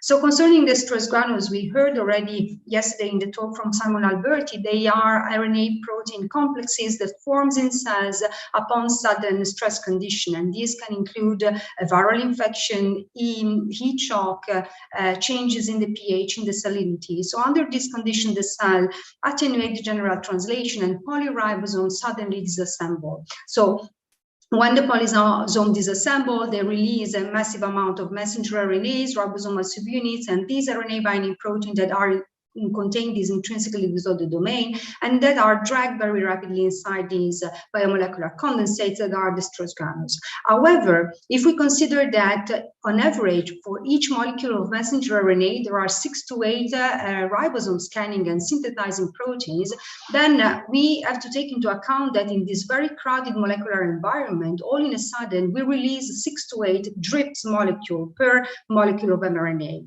And these drips molecules are highly unstable. They need to be targeted for degradation by the protein quality control system. We therefore ask whether the drips could co-aggregate with the stress granules and whether the chaperones could prevent the aggregation of the drips with stress granules. So stress granules, as I told you, form upon stress condition. They form in the cytoplasm. They are highly dynamic, and upon stress relief, they very rapidly disassemble. But actually, we have seen that in cell models of these neurodegenerative diseases, these stress granules tend to persist for a longer time and tend to convert into an aggregated-like state. So the first experiment that we performed was inhibiting one of the key chaperone in cells, which is HSP70. So we let the stress granules form, and then when the cell were led to recover, we either let to recover them in drug-free medium or in presence of a chemical inhibitor of HSP70 ATPase activity. And then we quantified the percentage of the cells that failed to disassemble the stress granules. And as you can see here, simply inhibition of HSP70, which is only one of the many molecular chaperones that are present in the cells, is doubling the amount of cells that cannot efficiently disassemble the stress granules. And then we ask, is this correlating with the accumulation of drips? So drips can be labeled using an analog of puromycin, which is called opipuron, that is inserted in the synthesizing polypeptide, which are released. And you can see in these images the drips are in red and the stress granules are labeled in green. In control condition here, the stress granules hardly colocalize with drips, which accumulate in forms of cytoplasmic aggregates and also inside the nucleus. And I come back to this later. However, if stress granules form in cells where the HSP70 activity has been inhibited, now you can see that the majority of the stress granules strongly colocalize with drips. And with a series of experiments that we already published several years ago, we could demonstrate that there is a fraction of stress granules that can accumulate drips, and the accumulation of drips inside the stress granules convert them into a less dynamic state and changes the intermolecular interaction. And so these stress granules are less sensitive to digestion with RNase A because they are less dependent on RNA-RNA interaction. And there is actually a chaperone-mediated quality control system, which is made of different chaperones that, by targeting drips for degradation, maintains indirectly the dynamic behavior of these stress granules. And here I'm listing some of the chaperones that we and other groups demonstrated have a function in this process that we have referred to as granulostasis. So, however, when we were performing our experiments, we found that a substantial amount of drips was accumulating inside the nucleus. And this was for us quite surprising, because normally we think that the nuclear envelope is there to protect the nucleus from misfolded proteins that are synthesized in the cytoplasm. And actually, by simply applying opipuro and generating drips in the cells, in normally growing HeLa cells, where we label nucleoli with the GFP nucleolin, we could see that there was a substantial accumulation of drips inside the nucleoli. If you remove opipuro from the medium and then you let the cells grow for a couple of hours, you see that these drips are rapidly removed from the nucleoli, and you see that they form these aggregates in the cytoplasm. However, if you block the proteasome activity using this inhibitor MG142, you see that the drips accumulate inside the nucleoli. Surprisingly, the accumulation of these drips, which occur under normal growing condition of the cells, is not harmful. So nucleoli have normal functionality. However, if the cell is now experiencing an external stress, now things change. So it has already been described by the group of Audas et al. And Stephen Lee that upon stress conditions such as acidosis, transcriptional stress, heat shock, the nucleoli convert into an amyloid-like state. So here what you are seeing are HeLa cells that are subjected to heat shock and stained with this amyloid dye. And you clearly see that nuclei lighten up. And these amyloidogenesis occurs because of the accumulation of drips inside the nucleoli. Again, this liquid to solid transition is a stress response that the cell is activating to adapt to the stressful condition, and it is reverted by the molecular chaperones. In fact, if you let the cells to grow again at 37 degrees, then you see that these nuclear amyloid bodies are completely cleared, but again, simply inhibiting HSP70 ATPase activity during the stress recovery phase is sufficient to prevent the ability of the cells to revert this amyloidogenesis at the level of the nucleoli. So what is the functional consequences of this, and what about the context of the disease? We know that one of the most common mutations in ALS and FTD is the expansion of this G4C2 repeat in the intronic region of the C9 or 72 gene. And this expansion repeat is translated through non-canonical mechanism into aggregation-prone dipeptide repeats. And there are poly-GR and poly-PR peptides that are rich in arginine and that accumulate inside the nucleoli. Already the group from Paul Taylor and Stephen McKnight demonstrated that the accumulation of these arginine-rich polypeptide repeats inside the nucleoli cause nucleolar dysfunctionality and cell toxicity. Now, overexpressing a GR50 with the GFP tag, we could show that its accumulation inside the nucleoli is sufficient to cause this amyloidogenesis conversion. On the other hand, if you overexpress a ribosomal protein such as RPL23A, which is fully folded, you don't see this conversion. So the accumulation of these aggregation-prone protein inside the nucleoli is per se sufficient to induce this amyloidogenesis process. So together these data demonstrate that the nucleoli act as a protein quality control compartment that can keep aggregation-prone proteins in a soluble state. However, it has a limited buffering capacity, and it requires an efficient protein quality control system to revert the amyloidogenesis. So in the context of disease, the concomitant accumulation of drips, which are normally produced by the cell metabolism, together with these mutated products, poly-GR and poly-PR, can make the nucleoli more vulnerable and promote nuclear amyloidogenesis, contributing to nuclear dysfunction, which is one of the pathomechanisms that has been described in ALS. Then upon stress condition, there is another membranous organism in the nucleus that plays an important role in the stress response, and those are the PML nuclear bodies. So PML nuclear bodies form through sumo-sim interaction of the PML molecule with itself and with other sumo-related proteins.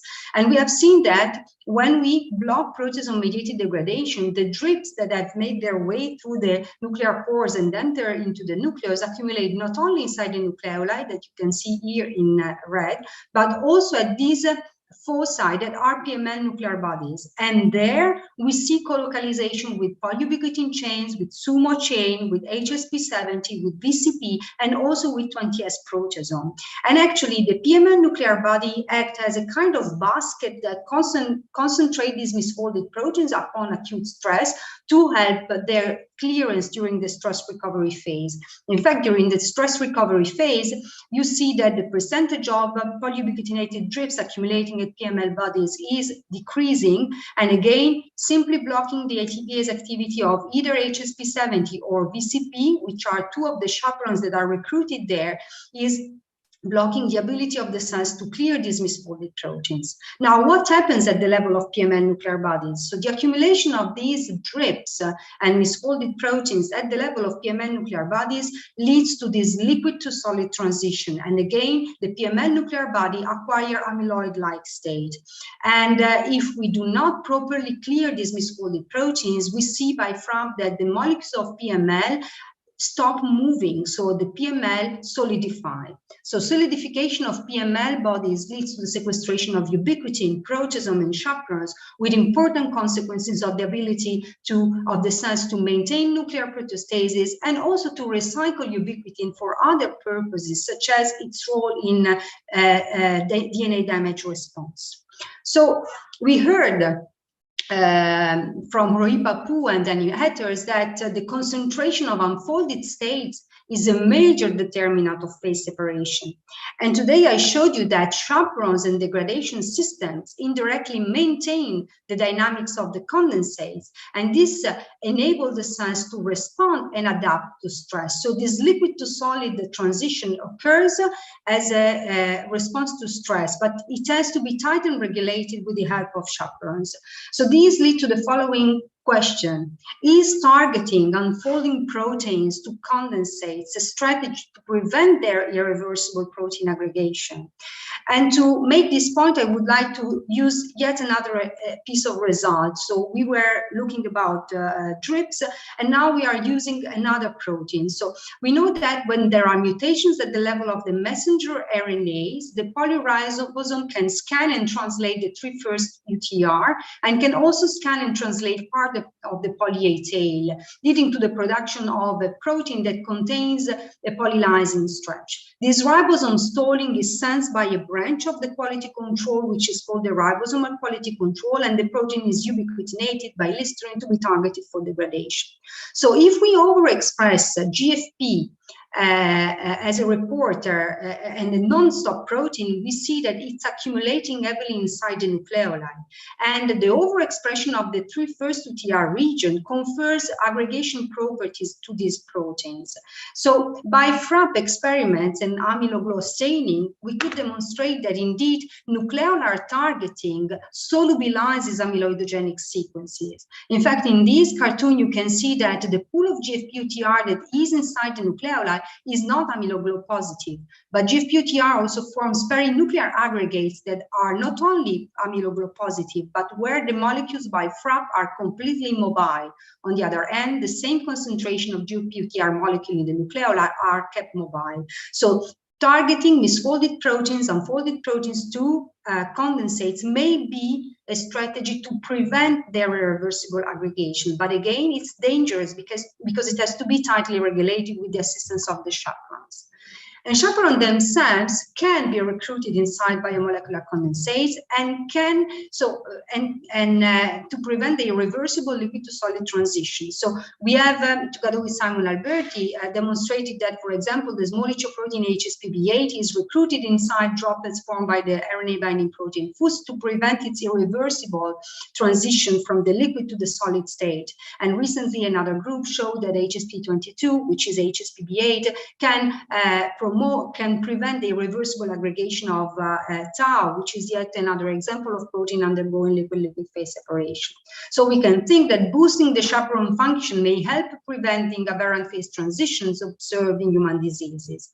However, chaperone themselves can contain intrinsically disordered region and can undergo phase separation. So we were demonstrating that HSPB2 in mammalian cells can form nuclear condensates, and the formation of nuclear condensates by HSPB2 is tightly regulated by a binding partner, which is HSPB3.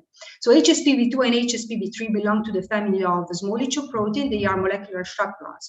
But if we are experiencing a stress, so the cells are either expressing low level of HSPB3 or in presence of a mutated form of HSPB3, the R116P mutation that has been linked to myopathy, then HSPB2 forms very large condensate that we refer to aberrant condensate that can sequester laminae and displace chromatin. And we think that by doing so, it can promote to impair nuclear homeostasis.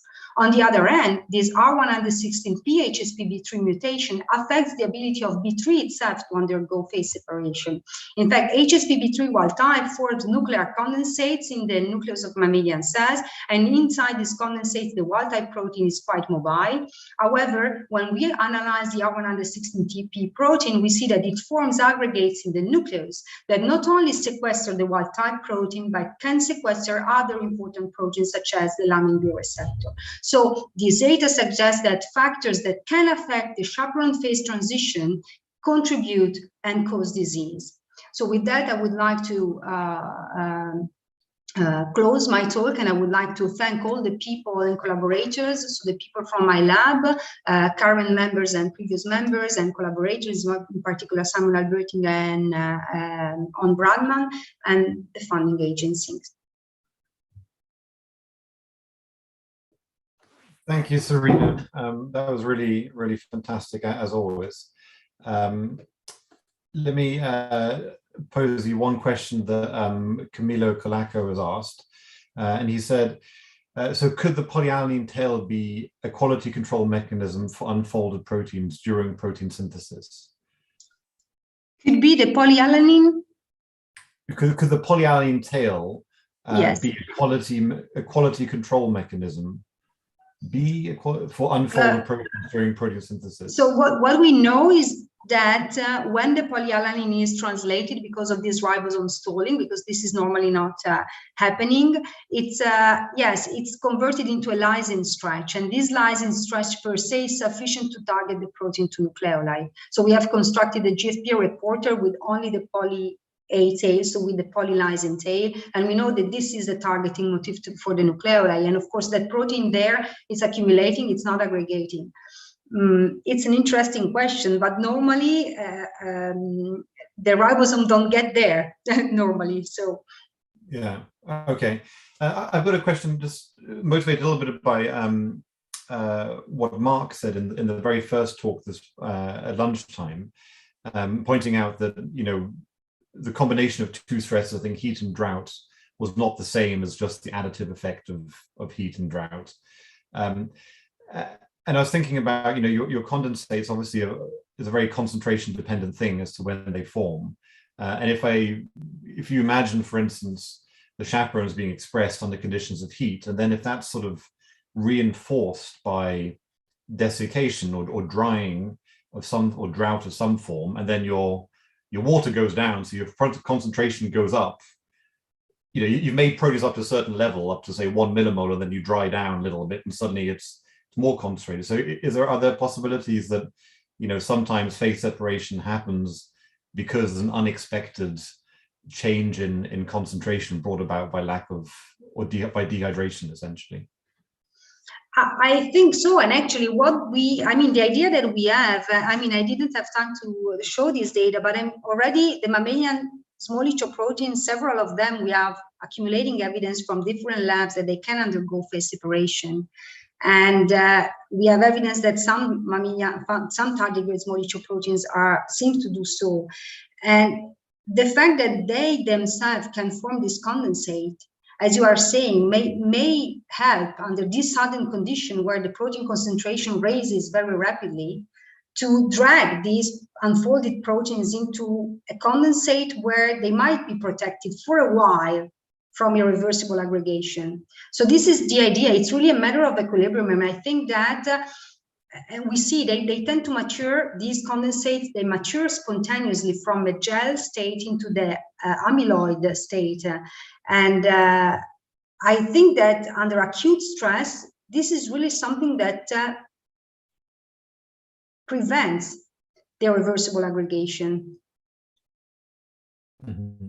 So I just guess I was wondering about the alternative hypothesis, right, where you may want to make as much as possible of your chaperone without condensation, right? So, you know, because you want everything to be soluble, so you make it up to a certain limit and everything's fine. And then suddenly there's a bit of dehydration, and then suddenly it phase separates because it wasn't anticipating the dehydration.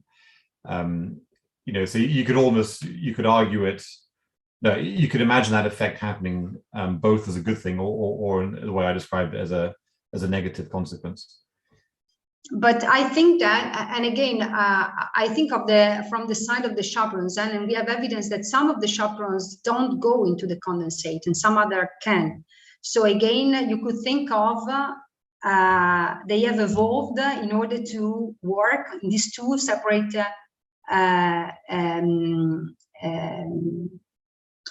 scenarios. I mean, these two separate environments, you know. I don't know whether I'm addressing your question. I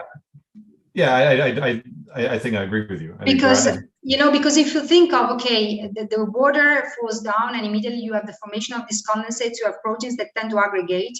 So if I think of some of the data that we have in cells, and again, I didn't show data, but for this, for example, HSP90, is not recruited inside the stress granules, but there is one of the client of HSP90 that is highly unstable and requires binding to HSP90 constantly, that goes into the stress granules and in other condensates, and we have evidence that this targeting prevents its aggregation. So what I try to say is that the fact of having two types of chaperones, some of them can go into condensates because eventually they can prevent the reversible aggregation there, and others stay outside of the condensate to work in what we were thinking of the more classical way of chaperones, trying to prevent a specific interaction and reversible aggregation.